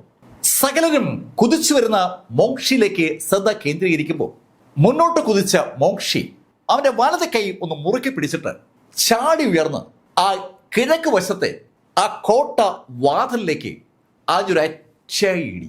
എന്താണോ സംഭവിക്കില്ല എന്ന് ആ സിറ്റിയുടെ മുകളിലുണ്ടായിരുന്ന യോദ്ധാക്കൾ കരുതിയത് അത് ആ നിമിഷത്തിൽ സംഭവിച്ചു. മോങ്ഷിയുടെ ആ ഒറ്റ ഇടിയിൽ ആ കോട്ടവാതിൽ തവിട് പൊടിയായി. ശരിക്കും തവിട് പൊടിഞ്ഞു വീഴുമ്പോലെ ആ കോട്ടവാതിൽ പൊടിഞ്ഞ് താഴേക്ക് വീണു. ഈ കോട്ടവാതിലിന്റെ അപ്പുറം ഇപ്പുറമുള്ള മതിലുകളിൽ കുറെ നേരമായിട്ട് ആ തടി കൊണ്ട് ഇടിച്ചുകൊണ്ടിരുന്ന മോൺസ്റ്റേഴ്സ് ആ കാഴ്ച കണ്ടു. പെട്ടെന്ന് ഒരു കടലൊഴുകും പോലെ ആ ഭാഗങ്ങളിൽ ഉണ്ടായിരുന്ന മോൺസ്റ്റേഴ്സ് അതിവേഗം ആ കോട്ടയ്ക്കുള്ളിലേക്ക് പാഞ്ഞു കയറി. കോട്ട മതിലിന്റെ മുകളിലാണ് കമാൻഡോസും അതുപോലെ ബാക്കിയുള്ള സോൾജേഴ്സും. ഇപ്പോ കോട്ടവാതിൽ തുറന്നു കിട്ടിയിരിക്കുകയാണ്. കോട്ടയ്ക്കകത്താണെങ്കിൽ സാധാരണ മനുഷ്യരാണ് കൂടുതൽ. കോട്ടയ്ക്കകത്തേക്ക് ഇരച്ചു കയറിയ മോൺസ്റ്റേഴ്സ് കോട്ടയ്ക്കുള്ളിലേക്ക് കയറിയ ആ നിമിഷത്തിൽ തന്നെ അവരുടെ ദൃഷ്ടി കാണുന്ന സകലതിനെയും കൊല്ലുന്ന നടപടി ആരംഭിച്ചു. ആയിരക്കണക്കിന് മോൺസ്റ്റേഴ്സാണ് ഇപ്പോൾ കോട്ടയ്ക്കുള്ളിലേക്ക് ഇടിച്ച് കയറിയിരിക്കുന്നത്. അവര് ചുറ്റും കാണുന്ന സകലരെയും കൊന്ന് തള്ളിക്കൊണ്ട് കോട്ടയുടെ ഉള്ളിലേക്ക് വീണ്ടും വീണ്ടും കയറിക്കൊണ്ടിരിക്കുകയാണ്. ഈ കാഴ്ച മാർക്കും ടീമും കണ്ടു. അവർ കോട്ട മതിലിന്റെ മുകളിലാണ് നിൽക്കുന്നത്. കോട്ട മതിലിന് നല്ല വീതിയാണ്. 10,000-കണക്കിന് ഭടന്മാരെ ഉൾക്കൊള്ളാൻ കഴിയുന്ന വലിയൊരു കോട്ടയാണ് യഥാർത്ഥത്തിൽ അവരുടെ സംരക്ഷണ സംവിധാനം എന്ന് പറയുന്നത്. ആ കോട്ട മതിലിന്റെ ഭാഗമായ വാതിൽ തകർത്തുകൊണ്ടാണ് ഇവിടെ ഇതാ മോൺസ്റ്റേഴ്സ് അകത്ത് കയറിയിരിക്കുന്നത്. ആ കാഴ്ചയിലേക്ക് മാർക്ക് ഫെൽറിംഗ് ടീം നോക്കുമ്പോൾ മറ്റൊരു കാഴ്ച കൂടി അവർ കണ്ടു. ആ മോങ്ഷി തകർന്ന ആ വാതിലിനകത്തുകൂടി കോട്ടയ്ക്കുള്ളിലേക്ക് കയറിയിട്ട് ചുറ്റും ഒന്ന് നോക്കി മുകളിലേക്ക് ഒരൊറ്റ ചാട്ടം. അയാൾ ചാടിയെത്തിയത് ആ സിറ്റിയുടെ ചുമതലക്കാരനായ ജനറലിന്റെ വസതിക്ക് മുന്നിലാണ്. ജനറലിന്റെ വസതിക്ക് മുന്നിലെത്തിയ മോങ്ഷി ഉറക്കെ അകത്തുള്ള ജനറലോടായി പറഞ്ഞു, മിസ്റ്റർ ജനറൽ ലീ ലീഫിംഗ്, ഞാൻ നിന്നെ അവസാനിപ്പിക്കാനാ വന്നത്. ആ 9 ഡോർ സിറ്റിയുടെ തലവന്റെ വസതിക്ക് മുന്നിൽ ആ കോട്ടയ്ക്കകത്ത് എത്തി നിന്നുകൊണ്ട് ആ മോൺസ്റ്റർമാരുടെ നേതാവ് അങ്ങനെ പറയുമ്പോൾ ശരിക്കും ഒരു ഭയം കമാൻഡോസ് ഉൾപ്പെടെ സകല സോൾജേഴ്സിലുമുണ്ട്. ഈ സമയത്ത് കോട്ടയ്ക്കുള്ളിലേക്ക് കയറിയിരുന്ന മോൺസ്റ്റേഴ്സിൽ ഒരുപാട് പേര് കോട്ടയുടെ മുകളിലേക്ക് കടന്നു കഴിഞ്ഞു. മാർക്കിൻ ടീമും ഇപ്പോൾ ആ കാഴ്ച കാണുന്നുണ്ട്. കോട്ടയ്ക്ക് മുകളിൽ അതിശക്തരായ മോൺസ്റ്റേഴ്സുമായി കമാൻഡോസും സോൾജേഴ്സും ഏറ്റുമുട്ടുകയാണ്. ഈ സമയത്താണ് ലീ ലീഫിങ്ങിന്റെ വസതിക്ക് മുന്നിലെത്തിയ മോങ്ഷി അവന്റെ കൈ വീണ്ടും ഒന്ന് ചുരുട്ടിയത്. ആ കൈ ചുരുട്ടിയ മോങ്ഷി രണ്ടാമതൊരു ഡയലോഗിന് അവസരം കൊടുക്കാതെ ഒരൊറ്റ ഇടി. മോങ്ഷിയുടെ ആ ഇടിയേറ്റ് ആ വാതിൽ ചിന്നിച്ചിതറുമ്പോൾ ആ വാതിലിനകത്തുനിന്ന് അതിശക്തമായ ഒരു സോഡ് ലൈറ്റ് മോങ്ഷിക്കെതിരെ പാഞ്ഞു വന്നു. ആ സോഡ് ലൈറ്റിന്റെ എൻഡിൽ നമുക്ക് സാക്ഷാൽ ജനറൽ ലീ ലീഫിങ്ങിനെ ഇപ്പൊ കാണാം. തിളങ്ങുന്ന ഒരു വാളുമായി ലീ ലീഫിംഗ് അക്ഷോഭ്യനായി ആ തകർന്ന വാതിലിനകത്ത് നിൽക്കുകയാണ്. അയാളുടെ മുഖത്ത് പ്രത്യേകിച്ച് പരിഭ്രമമൊന്നുമില്ല. അയാളുടെ അവസാന പോരാട്ടത്തിലേക്ക് കടക്കുകയാണ്. അയാളുടെ കയ്യിലെ ആ തിളങ്ങുന്ന സോഡിലേക്ക് നോക്കിയിട്ട് മോങ്ഷി അയാളോട് പറഞ്ഞു, ലീഫിംഗ്, നിന്റെ ഈ സോഡിനൊന്നും എന്നെ തടുക്കാൻ പറ്റില്ല. അങ്ങനെ പറഞ്ഞുകൊണ്ട് നിരായുധനായി മോങ്ഷി മുന്നോട്ട് നടക്കുകയാണ്. മോങ്ഷി മുന്നോട്ട് നടന്നു വരുന്ന കണ്ടതും ആ സോഡുമായി ലീ ലീഫിംഗ് മുന്നോട്ട് ചാടി. മാർക്കിനെയും കൂട്ടർക്കും ഇത് ലൈവായി കാണാം. അവര് അമ്പരപ്പോടെ ആ കാഴ്ചയിലേക്ക് നോക്കുമ്പോൾ ജനറൽ ലീഫിംഗ് ചാടി ഉയർന്ന് ആ വാളുകൊണ്ട് മോങ്ഷിയെ ആഞ്ഞൊരൊറ്റ വെട്ട്. ശരിക്കും ആ വാളിന്റെ ലക്ഷ്യം മോങ്ഷിയുടെ കഴുത്താണ്. മോങ്ഷിയുടെ കഴുത്ത് ലക്ഷ്യമായി ആ വാള് കടന്നു വരികയും ചെയ്തു. പക്ഷെ മാർക്കിനെ കൂട്ടരെ അമ്പരപ്പിച്ചുകൊണ്ട് മോങ്ഷി വളരെ കൂളായി അങ്ങ് ഒഴിഞ്ഞു. അയാളുടെ കഴുത്തിന് തൊട്ടടുത്ത് ആ വാള് എത്തിയതാണ്. പക്ഷെ ആ വാള് അയാളുടെ കഴുത്ത് സ്പർശിക്കുന്നതിന് മുന്നേ അയാൾ കഴുത്ത് പതുക്കെ ഒന്ന് മാറ്റി കൊടുക്കുകയാണ്. അയാളുടെ തൊട്ട് മുന്നിലൂടെ ആ വാള് ഒരു വൃത്തം പൂർത്തീകരിച്ചു. പക്ഷെ ഈ നിമിഷത്തിൽ മോങ്ഷി മുന്നോട്ട് മൂവ് ചെയ്തിരുന്നു. ആ വാള് മോങ്ഷിയെ തൊടാതെ കറങ്ങി തന്റെ കയ്യിലേക്ക് വരുന്ന ആ നിമിഷത്തിൽ ലീഫിംഗ് ആ കാര്യം അറിഞ്ഞു. അയാളുടെ നെഞ്ചിൽ മോങ്ഷിയുടെ കൈ പതിച്ചു കഴിഞ്ഞു. മോങ്ഷിയുടെ അതിശക്തമായ ഇടി ലീഫിങ്ങിന്റെ ആ ബോഡി കവർ ചെയ്യുന്ന പടച്ചട്ട തകർത്തുകൊണ്ട് അയാളുടെ ഹൃദയവും ആന്തരിക അവയവങ്ങളും തകർത്ത് അയാളുടെ ബോഡി അങ്ങ് തെറിപ്പിച്ചു. തെറിച്ചു പോകുമ്പോഴും ലീഫിങ്ങിന്റെ മുഖത്ത് ഒരു പുഞ്ചിരിയുണ്ട്. ലീഫിങ്ങിന്റെ ആ പുഞ്ചിരിയെ നമുക്ക് ഇങ്ങനെ വിവരിക്കാം: തന്നെ കൊണ്ട് ചെയ്യാൻ പറ്റുന്നത് മുഴുവൻ താൻ ചെയ്തു കഴിഞ്ഞു എന്ന ഒരു ആത്മവിശ്വാസമാണ് ആ പുഞ്ചിരിയുടെ പിന്നിലുള്ളത്. ലീഫിങ്ങിന്റെ ബോഡി അങ്ങ് പുറകിലുള്ള ആ കൊട്ടാരത്തിലെ ചുവരിലടിച്ച് താഴേക്ക് വീണു. അയാളുടെ വായിന്ന് രക്തം ഇങ്ങനെ കുടുകൂടാ ഒഴുകുകയാണ്. അയാളുടെ നെഞ്ചിന്റെ ഭാഗത്ത് ഇപ്പോൾ ഒന്നുമില്ലെന്ന് പറയാം. അവിടുന്ന് ചോര മാത്രം ഒഴുകുകയാണ്. അവിടെ ഉണ്ടായിരുന്ന ഇന്റേണൽ ഓർഗൻസ് ഒക്കെ മോങ്ഷിയുടെ ആ ഒറ്റ ഇടിയിൽ നാമവിശേഷമായി തെറിച്ചു പോയിരിക്കുകയാണ്. മോങ്ഷി തറയിൽ വീണ് നിശ്ചലനായി കിടക്കുന്ന ലീഫിങ്ങിനെ ഒന്ന് നോക്കിയിട്ട് ലീഫിങ്ങിനോടായി തന്നെ പറഞ്ഞു, ഛേ, നീ ഇത്രയേ ഉണ്ടായിരുന്നുള്ളൂ. അങ്ങനെ പറഞ്ഞ മോങ്ഷി ചുറ്റൊന്ന് നോക്കുമ്പോഴാണ് കമാൻഡോസും മോൺസ്റ്റേഴ്സുമുള്ള യുദ്ധം നടക്കുന്നത് ശ്രദ്ധയപ്പെടുന്നത്. മോങ്ഷി ഒന്ന് തിരിഞ്ഞ് മുന്നോട്ട് കുതിക്കുമ്പോൾ അയാൾ ആ കമാൻഡോസിന്റെ അടുത്തെത്തിക്കഴിഞ്ഞു. മോങ്ഷി ആ കമാൻഡോസിന്റെ അടുത്തെത്തിയതും അയാളുടെ കൈകൾ ഒന്ന് ചലിച്ചു നോക്കി അതിവേഗതയിലാണ്. ഏതാനും സെക്കൻഡുകൾ കഴിഞ്ഞപ്പോൾ അവിടെ ഉണ്ടായിരുന്ന ഒരു ഡസനോളം കമാൻഡോസിന്റെ ഡെഡ് ബോഡി കണ്ടുപിടിക്കാൻ പോലും ആകാത്ത വിധത്തിൽ താഴെ ചിതറിക്കിടക്കുകയാണ്. പവർഫുള്ളായ പഞ്ചുകൾ. അയാളുടെ ഓരോ ഇടിയും ആയിരക്കണക്കിന് കിലോ ഭാരമുള്ള ഒരു വസ്തു ഉപയോഗിച്ച് ഇടിക്കുന്ന പ്രതീതിയാണ് ആളുകൾ ഉണ്ടാക്കുന്നത്. അയാളുടെ കൈ പതിക്കുന്ന തലയിലാണെങ്കിൽ തല അവിടെ കാണത്തില്ല, നെഞ്ചിലാണെങ്കിൽ നെഞ്ച് കാണത്തില്ല. ആ ശൈലിയിലാണ് അയാൾ ഇടിക്കുന്നത്. അയാൾ മുന്നിൽ കാണുന്ന സകലരെയും ഇടിച്ചുകൊണ്ടിരിക്കുകയാണ്. രണ്ടുപേരും ഒരുമിച്ച് കിട്ടിയാൽ പിടിച്ച് കൂട്ടിയിടിക്കുകയാണ്. ഈ സംഭവവികാസങ്ങളൊക്കെ ആ ക്രിസ്റ്റലിനകത്തൂടി മാർക്കും കൂട്ടരും കാണുമ്പോൾ അവരിപ്പോ മറ്റൊരു കാഴ്ച കൂടി കാണുകയാണ്. അവിടെ ആ നഗരത്തിനകത്ത് കോട്ടവാതിലിന്റെ ഉള്ളിൽ ഒരു കൂട്ടക്കുരുതിയ നടക്കുന്നത്. സകല മോൺസ്റ്റേഴ്സും ഇപ്പോൾ കോട്ടയ്ക്കകത്തുണ്ട്. അകത്തേക്കേറിയ മോൺസ്റ്റേഴ്സ് ബാക്കി കോട്ടവാതിലുകൾ അകത്തുനിന്ന് തുറന്നതോടുകൂടി എല്ലാ മേഖലയിലൂടെയും മോൺസ്റ്റേഴ്സ് ആ കോട്ടയ്ക്കകത്ത് ഇരച്ച് കയറി കഴിഞ്ഞു. അകത്ത് പൂർണ്ണമായ ഒരു വേട്ടയാണ് നടക്കുന്നത്. മാർക്ക് ആ കോട്ടയുടെ തലവനോട് ഒരു കാര്യം മാത്രമാണ് ആവശ്യപ്പെട്ടത്: സീഫറെ തടുക്കണമെന്ന്. അങ്ങനെ ചെയ്യാമെന്ന് അയാൾ സമ്മതിക്കുകയും ചെയ്തു. അങ്ങനെ സമ്മതിച്ചപ്പോൾ അയാൾ ഒരു കാര്യം കൂടെ പറഞ്ഞിരുന്നു: ബാക്കി ഒരു മോൺസ്റ്റേഴ്സിനെ അയാൾ തടുക്കില്ലെന്ന്. അതുകൊണ്ട് തന്നെ മോങ്ഷിയും ബാക്കിയുള്ള മോൺസ്റ്റേഴ്സും ചേർന്ന് ആ കോട്ടയിൽ നടത്തിക്കൊണ്ടിരിക്കുന്ന ആ കൂട്ടക്കുരുതിയിലേക്ക് ആ ആള് ശ്രദ്ധിക്കുന്നതേയില്ല. മാർക്കിന് കാര്യം മനസ്സിലാവുന്നുണ്ട്. ഇനിയിപ്പോൾ എന്താണ് ചെയ്യേണ്ടത്? മാർക്ക് ഉൾപ്പെടെ കുറേയേറെ ഔട്ട്സൈഡേഴ്സ് അവിടെ ഉണ്ട്. മാർക്കിനൊപ്പമുള്ള ബാക്കി 4 പേരും മാത്രമാണ് ആ ക്രിസ്റ്റലിനകത്തുള്ളത്. അല്ലാതെ ഒരുപാട് ഔട്ട്സൈഡേഴ്സ് അവിടെയുണ്ട്. ഈ സെയിൻറ്റ്ലി കിങ്ഡത്തിൽ ആ സെയിൻറ്റ്ലി പവർ കിട്ടി, ആ സെയിൻറ്റ്ലി ഫ്ലെയിമിന്റെ കപ്പാസിറ്റിയിൽ അവിടെ എത്തിയ ഒത്തിരിയേറെ ആളുകൾ, അവര് ഈ ഡീമൺസിനെയും മോൺസ്റ്റേഴ്സിനെയും നേരിട്ട് ശക്തി ആർജിച്ചിരിക്കുന്ന ആളുകളാണ്. അവരൊക്കെ ആകെ ഞെട്ടിത്തെറിച്ചിരിക്കുകയാണ്. അവർ ഇതുവരെ പരിചയപ്പെട്ടിട്ടില്ലാത്ത ശക്തരായ മോൺസ്റ്റേഴ്സിന്റെ ഒരു വൻ ആക്രമണമാണ് നടക്കുന്നത്. ആ ആക്രമണത്തിൽ എതിരാളിയാകുന്നത് ആരാണെങ്കിലും അവർ കൊല്ലപ്പെടുകയാണ്. തുടക്കത്തിൽ ആ മതിലിന്റെ മുകളിൽ ഉണ്ടായിരുന്ന സോൾജേഴ്സിന് മുകളിൽ നിന്ന് പാറ ഉരുട്ടിയിട്ടുകൊണ്ട് ചില അട്ടിമറികളൊക്കെ നടത്താൻ പറ്റിയിരുന്നുവെങ്കിലും ഇപ്പോൾ അതൊന്നും തന്നെ നടക്കുന്നില്ല. എങ്ങോട്ട് നോക്കിയാലും ഹ്യൂമൻ റേസിന്റെ അന്ത്യമാണ് സംഭവിച്ചുകൊണ്ടിരിക്കുന്നത്. മോൺസ്റ്റർ റേസിന്റെ അതിശക്തമായ ആ അറ്റാക്കിനെ പ്രതിരോധിക്കാൻ ഒരാളും ഇല്ല എന്ന സ്ഥിതി. അങ്ങനെ തോന്നിയതും മാർക്കും ബാക്കിയുള്ള ആളുകളും ക്യൂബിൽ നിന്ന് പുറത്തിറങ്ങി. അവർ കുറെ നാളുകളായി ക്യൂബിലാണ്. ആ ക്യൂബിനകത്ത് അവർ പ്രാക്ടീസ് ചെയ്തുകൊണ്ട് അവർക്ക് വൻതോതിൽ ശക്തി വർദ്ധിച്ചിട്ടുണ്ടെന്ന് 5 പേർക്കും അറിയാം. പക്ഷെ ആ ശക്തി ഉപയോഗിച്ച് ഈ മോൺസ്റ്റേഴ്സിനെ തടുക്കാൻ പറ്റുമോ? ആ ഒരു ചോദ്യം ആ 5 പേർക്കും ഉണ്ട്. ആ ക്യൂബിൽ നിന്ന് പുറത്തിറങ്ങിയ മാർക്കും കൂട്ടരും അവരുടെ കൈവശമുള്ള ഒരു ആയുധങ്ങളുടെ കണക്കെടുക്കുകയാണ്. അതിൻ്റെ ശക്തി അത് മാത്രമാണ് ഇപ്പോൾ അവരുടെ കൈവശമുള്ളത്. അതുപയോഗിച്ച് ഈ ഇരച്ചു കയറിക്കൊണ്ടിരിക്കുന്ന മോൺസ്റ്റേഴ്സിനെ എങ്ങനെ അവസാനിപ്പിക്കും? മതിലിന് മുകളിൽ ഇപ്പോഴും സംഘടന നടക്കുകയാണ്. ഒരുപാട് സേന പല മേഖലയിൽ നിന്നായി ആ കോട്ടയ്ക്കകത്ത് മോൺസ്റ്റേഴ്സിനെ നേരിടുന്നുമുണ്ട്. സാധാരണക്കാരും മോൺസ്റ്റേഴ്സിനെ നേരിടുന്നുണ്ട്. ആദ്യം പേടിച്ചോടിയ സാധാരണ ജനങ്ങൾ ഓടിയാലും കൊല്ലപ്പെടുന്നു മനസ്സിലായതും തിരിഞ്ഞു നിന്ന് മോൺസ്റ്റേഴ്സിനെ ആക്രമിക്കുകയാണ്. കൈ കിട്ടുന്ന എന്തോ ഉപയോഗിച്ച് ആക്രമണം നടത്തുകയാണ്. ഈ കാഴ്ചകളൊക്കെ മുകളിൽ നിൽക്കുന്ന മാർക്കിനും ടീമിനും കാണാം. അതുകൊണ്ടാണ് അവര് എന്താണ് ഇപ്പോൾ ചെയ്യേണ്ടത് എന്നതിനെക്കുറിച്ച് ആലോചിച്ചത്. അപ്പോൾ ഒരു ശബ്ദം അവർ കേട്ടു. മാർക്ഫല്ല, ഇവിടെ ഞാൻ ഒരു കമ്മ്യൂണിക്കേഷൻ ത്രെഡ് ആക്ടിവേറ്റ് ചെയ്യുകയാണ്. ഈ കമ്മ്യൂണിക്കേഷൻ ത്രെഡിൻ്റെ ഭാഗമായ ആളുകൾക്ക് മാത്രമേ ഞാൻ പറയുന്നത് കേൾക്കാൻ പറ്റൂ. മാർക്ക്, നിങ്ങൾ 5 പേരും ഈ ത്രെഡിൻ്റെ ഭാഗമാണ്. ഒരു സ്ത്രീയുടെ ശബ്ദമാണ് മാർക്ക് കേട്ടത്. ഏയ്, നിങ്ങൾ ആരാ? മാർക്ക് ഇടതുവശത്തേക്ക് നോക്ക്. മാർക്ക് ഇടതുവശത്തേക്ക് നോക്കിയപ്പോൾ അവിടെ ഒരു വലിയ ശംഖ് ഇരിക്കുന്നുണ്ട്. ആ ശംഖല്ലാതെ വേറൊന്നും ആ ഭാഗത്തില്ല.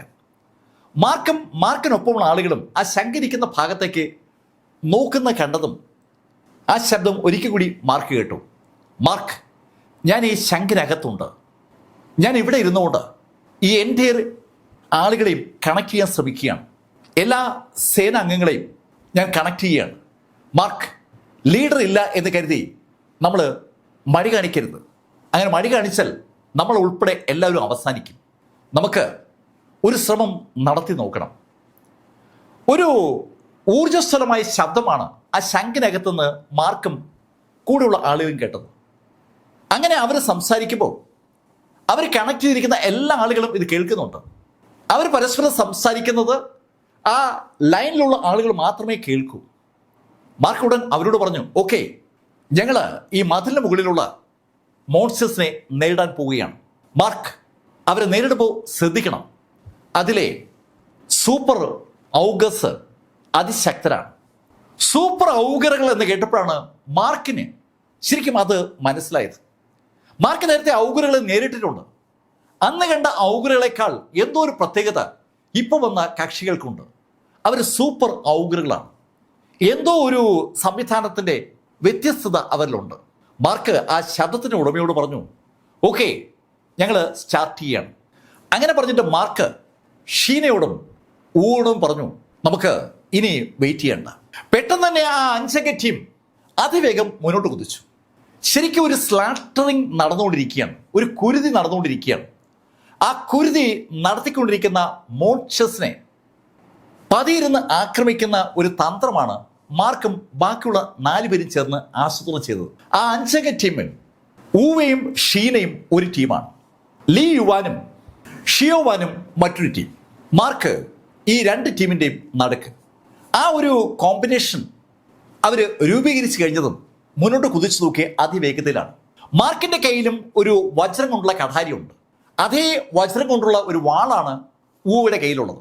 ഷെൻ ക്യൂനയുടെ കയ്യിൽ ശരിക്കും ആ മാന്ത്രിക മിററുണ്ട്. അവർ 5 പേരുടെ കയ്യിലും മാന്ത്രിക മിറർ ഉണ്ടെങ്കിലും ആ മാന്ത്രിക മിറർ ഉപയോഗിച്ച് ടെക്നിക്കുകൾ പ്രാക്ടീസ് ചെയ്തിരിക്കുന്നത് ക്യൂനെയാണ്. ആ ക്യൂബിനകത്ത് അവളുടെ പ്രാക്ടീസ് പൂർണ്ണമായിട്ടും ആ മിററിലാണ്. 5 പേർക്കും മറ്റൊരു പ്രത്യേകതയുണ്ട്. 5 പേരുടെ തലയിലും ആ തൊപ്പിയുണ്ട്. ആ തൊപ്പി ഉള്ളതുകൊണ്ട് അവരെ ആ മോൺസ്റ്റേഴ്സിന് തൽക്കാലം കാണാൻ പറ്റില്ല. അതാണ് അവരുടെ ഒരു പിടിവള്ളി. അല്ലെങ്കിൽ ആ മോൺസ്റ്റേഴ്സിന്റെ സമുദ്രത്തിനകത്ത് അവർ 5 പേരെയും കണ്ടുപിടിക്കാൻ ഒരു പാടും ആ മോൺസ്റ്റേഴ്സിന് ഉണ്ടാവില്ല. മാർക്ക് ഫെൽറൻ ടീമും മുന്നോട്ട് കുതിക്കുകയും കമാൻഡോസിനെ നേരിട്ട് കൊണ്ടിരുന്ന ഒരു മോൺസ്റ്ററുടെ പുറത്തേക്ക് അവർ 5 കൂടി പാഞ്ഞു കയറിയതും ഒരേ വേഗതയിലാണ്. അതേ വേഗതയിൽ ആ മോൺസ്റ്ററുടെ തല അറുത്ത് താഴേക്ക് മാർക്കിൻ ടീമും തെറിപ്പിക്കുമ്പോൾ ആ മോൺസ്റ്റർ നേരിട്ട് കൊണ്ടിരുന്ന കമാൻഡോസിന് ശരിക്കൊരു ആശ്വാസമായി. ആ കമാൻഡോസ് പഠിച്ച പടി 18 നോക്കിയിട്ടും ആ മോൺസ്റ്ററെ ഒന്നും ചെയ്യാൻ പറ്റാത്ത ഒരു സാഹചര്യമായിരുന്നു. അവിടെയാണ് ഈ ഔട്ട്സൈഡേഴ്സ് എന്ന് അവർ വിളിക്കുന്ന ആ 5 ടീം ഇരച്ചു കയറി ആക്രമണം നടത്തിയത്. ആ ആക്രമണം സ്റ്റാർട്ട് ചെയ്ത നിമിഷത്തിൽ തൊപ്പി വെച്ചിരുന്ന മാർക്കിൻ ടീമും ആ മോൺസ്റ്ററുടെ മുകളിലേക്ക് പാഞ്ഞു കയറുമ്പോഴേക്കും തൊപ്പി മാറ്റിയിരുന്നു. അതുകൊണ്ടാണ് ആ കമാൻഡോസിന് മാർക്കിൻ ടീമിനെ കാണാൻ പറ്റിയത്. ആ കമാൻഡോസിനോട് മറുപടി പറയാൻ നിൽക്കാതെ മാർക്കിൻ ടീമും പെട്ടെന്ന് അടുത്ത ആളിലേക്ക് തിരിച്ചു. ഈ മോൺസ്റ്ററുടെ കഴുത്തറുത്തത് ഊവയാണ്. അതുകൊണ്ട് തന്നെ ഊവയുടെ ബോഡിയിലേക്കാണ് സെയിന്റ് എനർജി പാഞ്ഞു കയറിയത്. മാർക്കിൻ ടീമും അടുത്ത മോൺസ്റ്റർ നേരിട്ടു. ആ മോൺസ്റ്ററുടെ കഴുത്തറക്കാൻ അവസരം കൊടുത്തത് മാർക്ക് ക്യൂനയ്ക്കാണ്.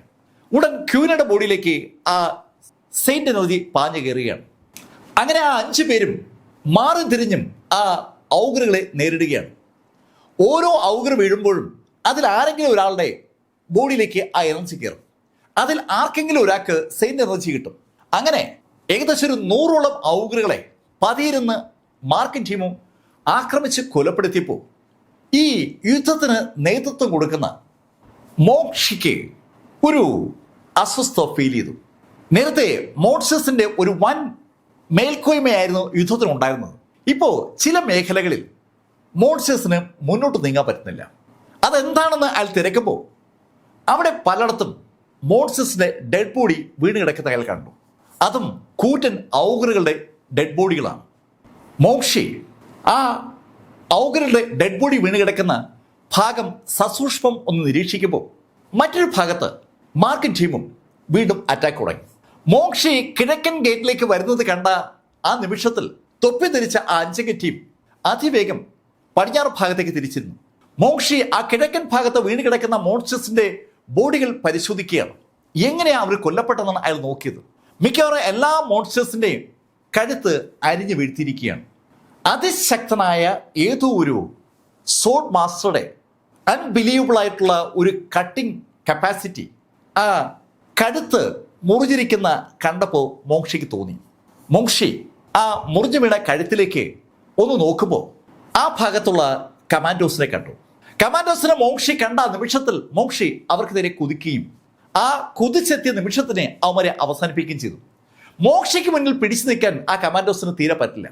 ശരിക്കും ഒരു വേട്ട തന്നെ അവിടെ തുടർന്ന് മോക്ഷി നടത്തി.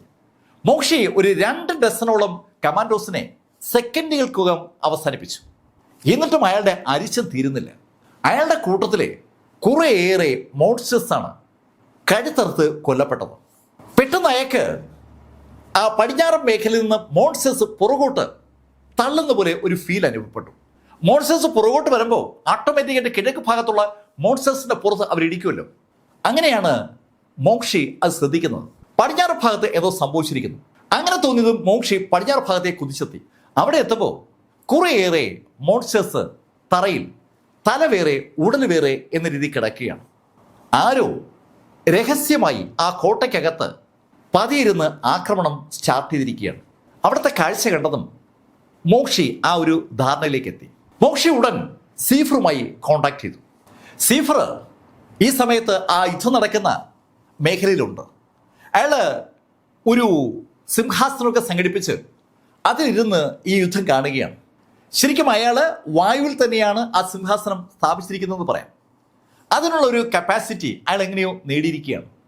സാധാരണഗതിയിൽ ഈ സെയിൻലി കിങ്ഡത്തിൽ വായുവിൽ അങ്ങനെ തങ്ങി നിൽക്കാൻ പറ്റത്തില്ല. പക്ഷെ സീഫർക്ക് അത് പറ്റുന്നുണ്ട്. സീഫർ ആ സിംഹാസനത്തിൽ ഇരുന്നുകൊണ്ട് മോൺസസിന്റെ ആ വിജയഗാഥ അങ്ങനെ ആസ്വദിക്കുമ്പോഴാണ് മോക്ഷിയുടെ ശബ്ദം അയാൾ കേട്ടത്. സിഫർ, ആരോ നമ്മുടെ ആളുകളെ തിരഞ്ഞു പിടിച്ച് അവസാനിപ്പിക്കുകയാണ്. ആരാണെന്ന് മനസ്സിലാകുന്നില്ല. ഈ മോക്ഷി അവരാരാണെങ്കിലും കോട്ടയ്ക്കകത്ത് തന്നെ ഉണ്ട്.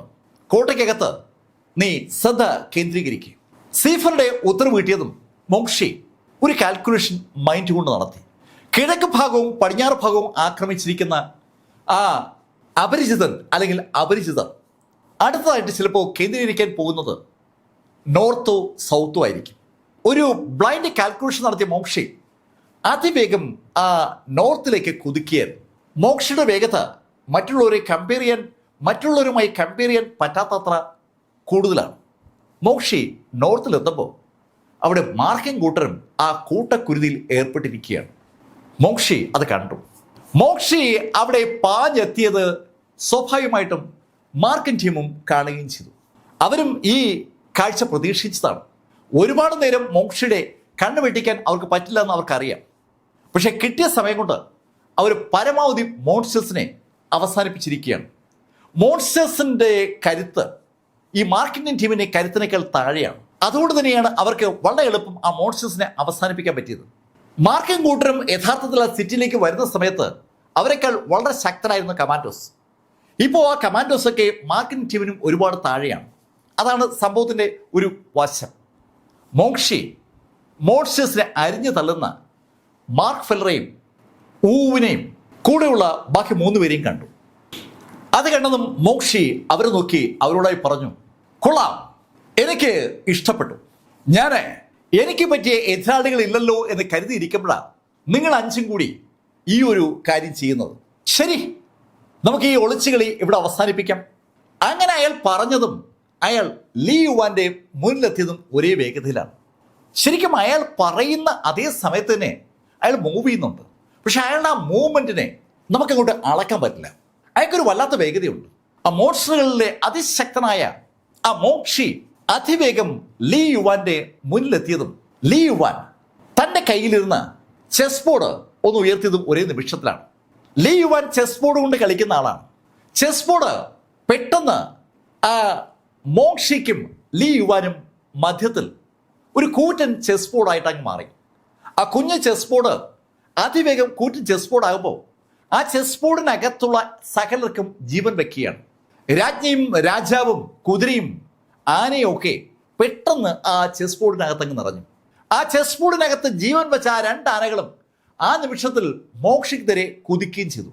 തനിക്ക് നേരെ കൊമ്പ് കുലുക്കിക്കൊണ്ട് പാഞ്ഞു വരുന്ന ആനകളെ മോക്ഷിയും കണ്ടു. പക്ഷെ മോക്ഷിയുടെ റിയാക്ഷൻ ശരിക്കും നമ്മളെ അമ്പരപ്പിക്കും. മോക്ഷി ആ ആനകളൊന്ന് നോക്കിയിട്ട് കൈ ഉയർത്തി ആ ആനകളെ ഇടിക്കുന്നതിന് പകരം ആ ചെസ് ബോർഡിന്റെ നടുക്ക് ഒരച്ചായി ഇടി. കണ്ണഞ്ചിക്കുന്ന വേഗതയിൽ ആ കൈ ആ ചെസ് ബോർഡിന്റെ നടുക്ക് പതിച്ചതും ആ ചെസ് ബോർഡ് അനവധി കഷ്ടങ്ങളായി ചിതറി. ആ ചെസ് ബോർഡിൽ ഉണ്ടായിരുന്ന കരിക്കളും ആ കരിക്കളിൽ നിന്ന് ജീവൻ വെച്ചുണ്ടായ ആനയും സംവിധാനങ്ങളും പരിവാരങ്ങളും ഒക്കെ പെട്ടെന്ന് അങ്ങ് ചിതറിത്തെറിച്ചു. അതിൻ്റെ ബാക്ക്ലാഷ് ലീ യുവാന്റെ ബോഡിയിൽ അനുഭവപ്പെടുകയും ചെയ്തു. ലീ യുവാൻ ഒരു പട്ടം പറക്കുന്ന പോലെ പുറകോട്ട് പറന്നു. ലീ യുവാൻ പറന്ന് ദൂരേക്ക് വീഴുമ്പോൾ അവൻ്റെ വായിക്കൂടി രക്തം തെറിക്കുന്നുണ്ട്. പക്ഷെ ആ നിമിഷത്തിൽ അവൻ വീണ്ടും ഒരു ചെസ് ബോർഡ് സംഘടിപ്പിച്ചിട്ടുണ്ട്. അവൻ്റെ ഇടത് കൈയിൽ ഒരു കുഞ്ഞു ചെസ് ബോർഡ് അവൻ്റെ നെഞ്ച് പ്രൊട്ടക്ട് ചെയ്തുകൊണ്ട് രംഗത്ത് വന്നിരിക്കുകയാണ്. ലീ യുവാന് ആ ചെസ് ബോർഡ് ഉപയോഗിച്ചുള്ള ഗെയിമിൽ വല്ലാത്തൊരു കപ്പാസിറ്റി ഉണ്ട്. ഈ കാഴ്ച മാർക്കും ഷെൻ ക്യൂനെയൊക്കെ കാണുകയാണ്. മാർക്ക് ക്യൂനോട് പറഞ്ഞു, ക്യൂന, നീ പുറകോട്ട് മാറിക്കൂ, നീ ഇപ്പോൾ ഇതിൽ ഇടപെടണ്ട. മോങ്ഷിയുമായിട്ടുള്ള ആ യുദ്ധത്തിൽ ക്യൂനയ്ക്ക് പ്രത്യേകിച്ച് ഒന്നും ചെയ്യാൻ കഴിയില്ല എന്ന യാഥാർത്ഥ്യം തിരിച്ചറിയാവുന്ന മാർക്ക് ക്യൂനെ സംഭവ സ്ഥലത്ത് നിന്ന് പിൻവലിപ്പിച്ചതാണ്. ക്യൂന പെട്ടെന്ന് ഏതന അടി പുറകോട്ട് മാറി. ഈ സമയത്ത് മോങ്ഷിയുടെ മുന്നിലേക്ക് ആ ചെറുപ്പക്കാരൻ കടന്നു വന്നു. ഷിയോവാന്റെ കയ്യിൽ ഒരു സോഡുണ്ട്. ആ സോഡ് കയ്യിൽ വെച്ചിരിക്കുന്ന ഷിയോവാൻ ഒന്ന് ഇടത്തോട്ടും വലത്തോട്ടും അനങ്ങിയിട്ട് പെട്ടെന്ന് മുന്നോട്ടൊന്ന് കുതിച്ചു. ശരിക്കും അവൻ്റെ ആ ഇടത്തോട്ടും വലത്തോട്ടുള്ള ആക്ഷൻ ഒരു കൗതുകത്തോടെ നോക്കി നിൽക്കുന്ന മോക്ഷി മൂവ് ചെയ്യുന്നേയില്ല. മോക്ഷിയുടെ മുന്നിലേക്ക് കുതിച്ചെത്തിയ ഷിയോവാൻ ഒന്ന് ചാടി ഉയർന്ന് ഒരൊറ്റ കൂത്ത്. ശരിക്കും മോക്ഷിയുടെ തല ലക്ഷ്യമാക്കിക്കൊണ്ട് അയാൾ ആകാശം താഴേക്ക് ആ വാള് കുത്തിയിറക്കിയായിരുന്നു. വളരെ വിദഗ്ധമായി പ്രാക്ടീസ് ചെയ്ത് അതിമനോഹരമായി ഇംപ്ലിമെന്റ് ചെയ്യുന്ന ഒരു ടെക്നിക്കാണ് ഷിയോവൻ ഉപയോഗിച്ചത്. ആ സോഡ് ടെക്നിക്കിൽ അയാൾ ഒരു അഗ്രഗണ്യനാണെന്ന് അത് കണ്ട് മാർക്കിന് തോന്നുകയും ചെയ്തു. ആ വാള് മോക്ഷിയുടെ നെറ്റിയുടെ അടുത്തെത്തുമ്പോൾ ഷിയോവൻ ശരിക്കും ഞെട്ടി. മോക്ഷി പതുക്കെ മാറി. ശരിക്കും ഒരു സ്ലോ മോഷൻ ശൈലിയിൽ മാറാൻ മോക്ഷിക്ക് എളുപ്പം പറ്റുന്നുണ്ട്. മാർക്കിന് അതങ്ങോട്ട് വിശ്വസിക്കാൻ പറ്റുന്നില്ല. അമ്പരപ്പിക്കുന്ന വേഗതയിലാണ് മോക്ഷി മാറിയത്. മോക്ഷി അങ്ങനെ മാറിയത് കണ്ടതും മാർക്കിന്റെ ഡിവൈൻ സെൻസിന്റെ ഭാഗമായി ഒളിച്ചിരിക്കുന്ന ഇമോർട്ടൽ ചക്രവർത്തി യാവോട് ചോദിച്ചു, ഇമോർട്ടൽ ചക്രവർത്തി, ഇതെന്താ സംഭവം? അവനെങ്ങനെയാ ഒഴിഞ്ഞത്? മാർക്ക്, മോക്ഷിക്ക് ഒരു കപ്പാസിറ്റി ഉണ്ട്. ഏത് ആക്ഷനും സംഭവിക്കുന്നതിനേക്കാൾ 3 സെക്കൻഡ് മുമ്പ് ആ ആക്ഷൻ തിരിച്ചറിയാനുള്ള കപ്പാസിറ്റി അവനുണ്ട്. ഷിയോവൻ ആകാശത്തിന് താഴേക്ക് ആ വാളുകൊണ്ട് ഇങ്ങനെ കുത്തി ഇറക്കുമ്പോൾ അത് സംഭവിക്കുമെന്ന് 3 സെക്കൻഡുകൾക്ക് മുമ്പേ അറിഞ്ഞ വ്യക്തിയാണ് മോക്ഷി. ആ വാള് തന്റെ നെറ്റിക്ക് നേരെ വരുമെന്നറിഞ്ഞ മോക്ഷി അതിനനുസരിച്ച് മുൻകൂട്ടി മാറിയതാണ്. പക്ഷെ അയാളുടെ ഇമേജിന്റെ ബാക്കി പത്രം അവിടെ ഉണ്ടായിരുന്നതുകൊണ്ട് യഥാർത്ഥത്തിൽ അയാൾ ഉണ്ടെന്നുള്ള ഒരു തോന്നലാണ് ഷിയോവൻ ഉണ്ടായത്. ശരിക്കും ഷിയോവന്റെ ആ വാളിങ്ങനെ താഴ്ന്നു വരുമ്പോൾ അവിടെ മോക്ഷി ഇല്ലായിരുന്നു. മോക്ഷിയുടെ ആ അമാനുഷികമായ ടെക്നിക്ക് മാർക്കും കൂട്ടും തിരിച്ചറിയുകയാണ്.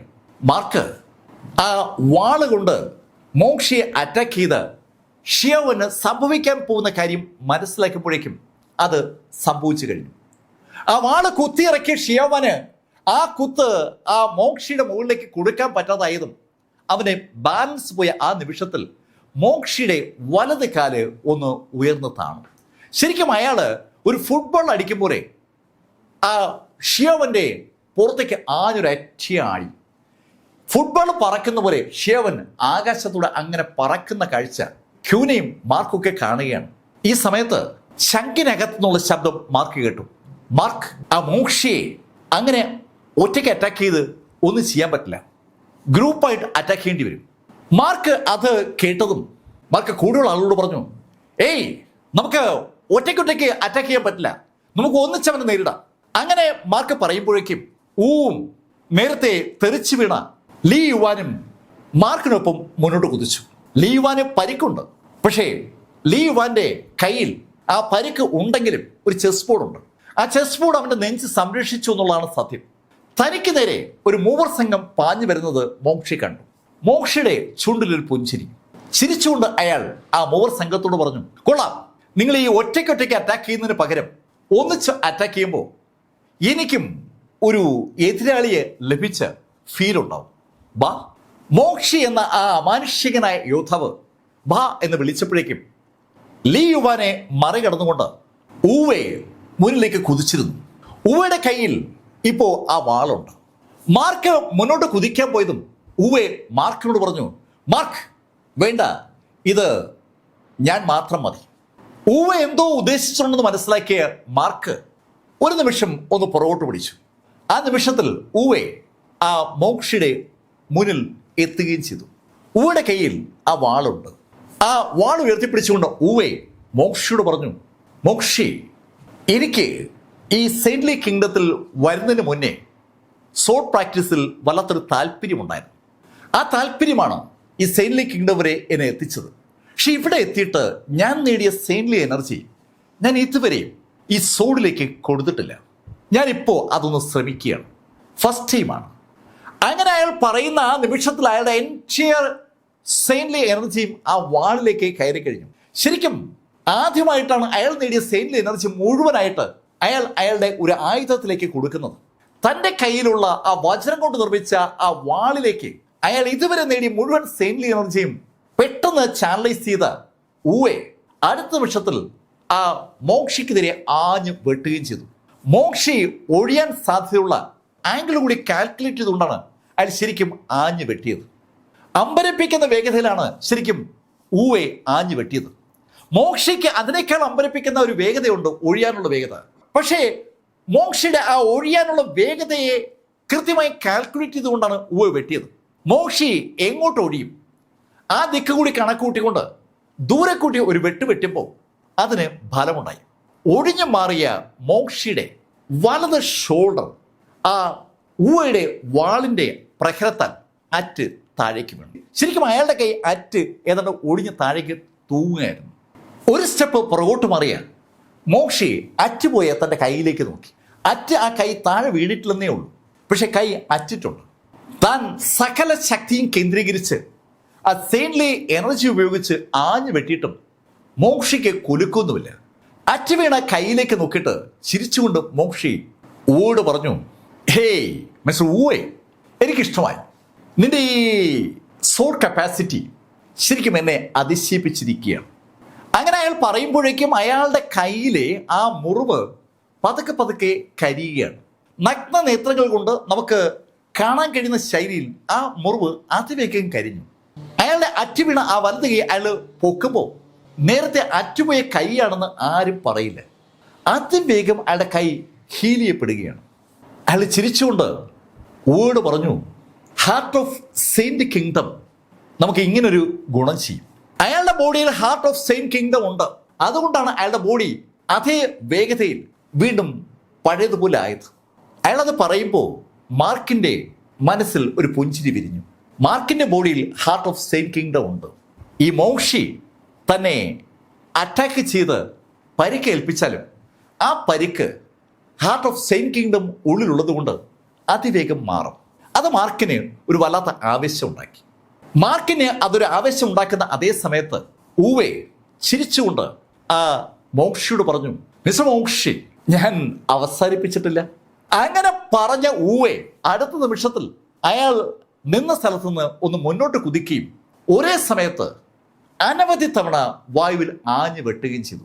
ശരിക്കും ഒരു സോൾ മാസ്റ്ററുടെ സകല കപ്പാസിറ്റിയും ആ വാൾപ്രയോഗത്തിൽ നമുക്ക് കാണാം. മോക്ഷയ്ക്ക് മുന്നിലായി അനവധി തവണ സെക്കൻഡുകൾക്കകം അയാൾ ആഞ്ഞു വെട്ടുകയായിരുന്നു. ഇപ്പോൾ നമുക്ക് കാണാൻ കഴിയുന്നത് നൂറുകണക്കിന് വാളുകൾ മോക്ഷയ്ക്ക് മുന്നിൽ പ്രത്യക്ഷപ്പെട്ട ഒരു കാഴ്ചയാണ്. ശരിക്കും ആ വാളുകളൊക്കെ ഈ ഊവയുടെ വാളിന്റെ ആഫ്റ്റർ ഇമേജുകളാണ്. ആ ഇമേജുകൾക്കിടയിൽ ഏതാണ് ഒറിജിനൽ എന്ന് എതിരാളിയായ മോക്ഷയ്ക്ക് തിരിച്ചറിയാൻ പറ്റില്ല എന്നതാണ് സത്യം. അങ്ങനെയാണ് മാർക്ക് ഉൾപ്പെടെ എല്ലാവരും കരുതിയത്. പക്ഷെ അവരെ അമ്പരപ്പിച്ചുകൊണ്ട് മോക്ഷയുടെ കൈ ശരിക്കും മുന്നോട്ട് കുതിക്കുകയും ഒരൊറ്റ ഇടിയിൽ ആ യഥാർത്ഥ വാളിൽ ആ ഇടി പതിക്കുകയും ചെയ്തു. നൂറുകണക്കിന് ഇമേജുകൾക്കിടയിൽ ഒരെണ്ണമായിരുന്നു യഥാർത്ഥത്തിൽ വാളായിരുന്നത്. ആ വാളിനെ തന്നെ ഒറ്റ ഇടിക്ക് മോക്ഷി തകർത്ത് തരിപ്പണമാക്കുമ്പോൾ ആ ഇടി അവിടെ നിന്ന് ക്യാരി ഫോർവേഡ് ചെയ്ത് ആ വാള് പിടിച്ചിരുന്ന കൈയിലേക്കും ആ കൈ കണക്ട് ചെയ്യപ്പെട്ടിരിക്കുന്ന ബോഡിയിലേക്കും എത്തി. ഊവിൻ്റെ ബോഡി ആ നിമിഷത്തിൽ വൻ പരിക്കുകളുടെ പുറകോട്ട് തെറിച്ചു വീണ ഊവെ എടുത്തു പൊക്കുമ്പോൾ ഊവെ മാർക്കിനോട് പറഞ്ഞു, മാർക്ക്, ഞാൻ എൻ്റെ കഴിവിൻ്റെ പരമാവധി ഒരു ശ്രമം നടത്തിയതാണ്. മാർക്ക്, നീ ശ്രദ്ധിക്കണം, ഒരു കാരണവശാലും ഇവിടം വിട്ടുകൊടുക്കരുത്. അങ്ങനെ പറഞ്ഞുകൊണ്ട് ഊവെ താഴോട്ടിരുന്നു. ശരിക്കും ഊവയ്ക്ക് ജീവനുണ്ടോ എന്ന് പോലും പറയാൻ കഴിയാത്ത ശൈലിയിൽ അയാളുടെ ബോഡി ഒന്ന് വിറച്ച് അവിടെ നിശ്ചലമാവുകയാണ്. മാർക്കിന് ഊവയുടെ അവസ്ഥ എന്താണെന്ന് നോക്കാനുള്ള സമയം കിട്ടും മുമ്പ് ഒരു ശബ്ദം അയാൾ കേട്ടു. അത് സാക്ഷാൽ ലീ യുവാന്റെ ശബ്ദമാണ്. മാർക്ക്, ഞാൻ അവസാന ശ്രമം നടത്തുകയാണ്. അങ്ങനെ മാർക്ക് ആ ശബ്ദം കേട്ടപ്പോൾ മാർക്ക് കാണുന്നത് ആകാശത്ത് ഒരു ചെസ് ബോർഡ് പ്രത്യക്ഷപ്പെട്ടതാണ്. ശരിക്കും മോക്ഷയുടെ തലയ്ക്ക് മുകളിലായിട്ട് തൻ്റെ കയ്യിലിരുന്ന ആ ചെസ് ബോർഡ് വലിച്ചെറിഞ്ഞ ലീ യുവാൻ പെട്ടെന്ന് മോക്ഷയുടെ തലയ്ക്ക് മുകളിൽ ഒരു കൂറ്റൻ ചെസ് ബോർഡ് സൃഷ്ടിച്ചു. ആ ചെസ് ബോർഡ് മോക്ഷയുടെ തലയ്ക്ക് മുകളിൽ വന്നതും അവൻ കൈ ഒന്ന് കറക്കിയതും ആ ചെസ് ബോർഡിന്റെ കരിക്കളൊക്കെ പെട്ടെന്ന് ആനയും കുതിരയായിട്ട് മാറി താഴേക്ക് അതിവേഗം പാഞ്ഞു വരികയാണ്. തേരും എല്ലാം ഉണ്ടല്ലോ. ആ ചെസ് ബോർഡിനകത്ത് നമ്മൾ കാണുന്ന എല്ലാ കരിക്കൾക്കും ജീവൻ വെച്ചതും കുറേയേറെ കാലാളുകൾ ആകാശത്ത് നിന്ന് താഴേക്ക് ആയുധങ്ങളുമായി പായുന്ന കാഴ്ചയാണ് മാർക്ക് കണ്ടത്. ശരിക്കൊരു മാന്ത്രിക കാഴ്ച.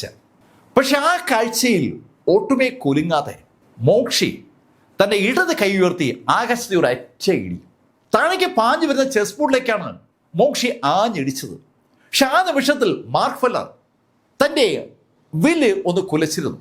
മാർക്ക് ആ വില്ലിന് ഞാണ് ഏകദേശം 50% വലിച്ചു പിടിച്ചിട്ട് ആ എനർജി കൊണ്ട് നിർമ്മിക്കപ്പെട്ട അമ്പ് എയ്തതും ആ അമ്പുകൾ അതിവേഗം മോക്ഷയുടെ നേരെ പാഞ്ഞു വരികയാണ്. മോക്ഷിയുടെ ഇടത് കൈ മുകളിലേക്ക് ഉയർന്നു നിൽക്കുമ്പോഴാണ് മാർക്കിന്റെ 2 എനർജി അമ്പുകൾ അയാളുടെ നേരെ പാഞ്ഞു വരുന്നത്. തനിക്ക് നേരെ പാഞ്ഞു വരുന്ന അമ്പുകളെ മോക്ഷി കാണുകയും ചെയ്തു. പക്ഷെ ആ അമ്പുകളെ മൈൻഡ് ചെയ്യാതെ ഒറ്റയിടിക്ക് ആ ചെസ് ബോർഡ് തകർക്കുമ്പോൾ മോക്ഷിയുടെ ബോഡിയിൽ ആ അമ്പുകൾ വന്ന് കൊണ്ടു. അയാളുടെ ബോഡിക്ക് ഒന്നും സംഭവിച്ചില്ല. ചിരിച്ചുകൊണ്ട് മോക്ഷി മാർക്കിനോട് പറഞ്ഞു, ഹേയ് അത് പോരാ, നിന്റെ ഈ എനർജി പോരാ, പക്ഷെ നിന്റെ ഈ ഐറ്റം എനിക്ക് ഇഷ്ടപ്പെട്ടു. അമ്പില്ലാത്ത ഒരു ഞാണ് വലിച്ചു പിടിക്കുമ്പോൾ ചുറ്റുമുള്ള എനർജി അമ്പായി മാറുന്ന ആ ടെക്നിക്ക് മോക്ഷിക്ക് ഇഷ്ടപ്പെട്ടു എന്നാണ് മോക്ഷി പറഞ്ഞത്. അങ്ങനെ പറഞ്ഞ മോക്ഷി മാർക്കിനോട് പറഞ്ഞു, ഇനി നിന്റെ ഊഴം. അങ്ങനെ പറഞ്ഞുകൊണ്ട് മോക്ഷി മുന്നോട്ട് കുതിച്ചതും മാർക്ക് ഫെല്ലർ വീണ്ടും ഞാണ് വലിച്ചു പിടിച്ചു. മാർക്ക് ആ ഞാണിനെ ഏകദേശം 70% വലിച്ചു പിടിക്കുകയാണ്. 70% വലിച്ചു പിടിച്ചപ്പോൾ മാർക്കിന്റെ ഉള്ളിൽ നിന്ന് വീണ്ടും വലിച്ചു പിടിക്കുന്ന ആരും പറയുമ്പോൾ തോന്നി. യാവോ ചക്രവർത്തിയുടെ ശബ്ദമാണ് മാർക്ക് കേട്ടത്. മാർക്ക് കുറച്ചുകൂടി വലിച്ചു പിടിച്ചു. ഏകദേശം 80% ആ ഞാണ് വലിച്ചു പിടിച്ചതും ആ ഞാണിൽ നിന്ന് ഒരു അമ്പ് അതിവേഗം മുന്നോട്ട് പാഞ്ഞു. ആ അമ്പ് അതിവേഗം മുന്നോട്ട് കുതിച്ചതും മുന്നോട്ട് കുതിക്കുകയായിരുന്ന മോക്ഷിയുടെ ഇടത് കൈയിലേക്ക് അത് തറച്ചു കയറിയതും ആ ഭാഗത്ത് നിന്ന് ഒരു കിൻഡലോളം മാംസം അടർന്നു തെറിച്ചതും ഒരേ നിമിഷത്തിലാണ്. കഥയുടെ ഈ ഭാഗം ഞാൻ അവസാനിപ്പിക്കുന്നു. അടുത്ത ഭാഗവുമായി അടുത്ത ദിവസം നമുക്ക് വീണ്ടും കാണാം. ഇതുവരെ മാർക്ക് ഫെല്ലറുടെ കഥ നിങ്ങളോട് പറഞ്ഞത് എം ലൈഫിൽ നിന്ന് BS ചന്ദ്രമോഹൻ. കമന്റിൽ ചെയ്യുക. Thank you.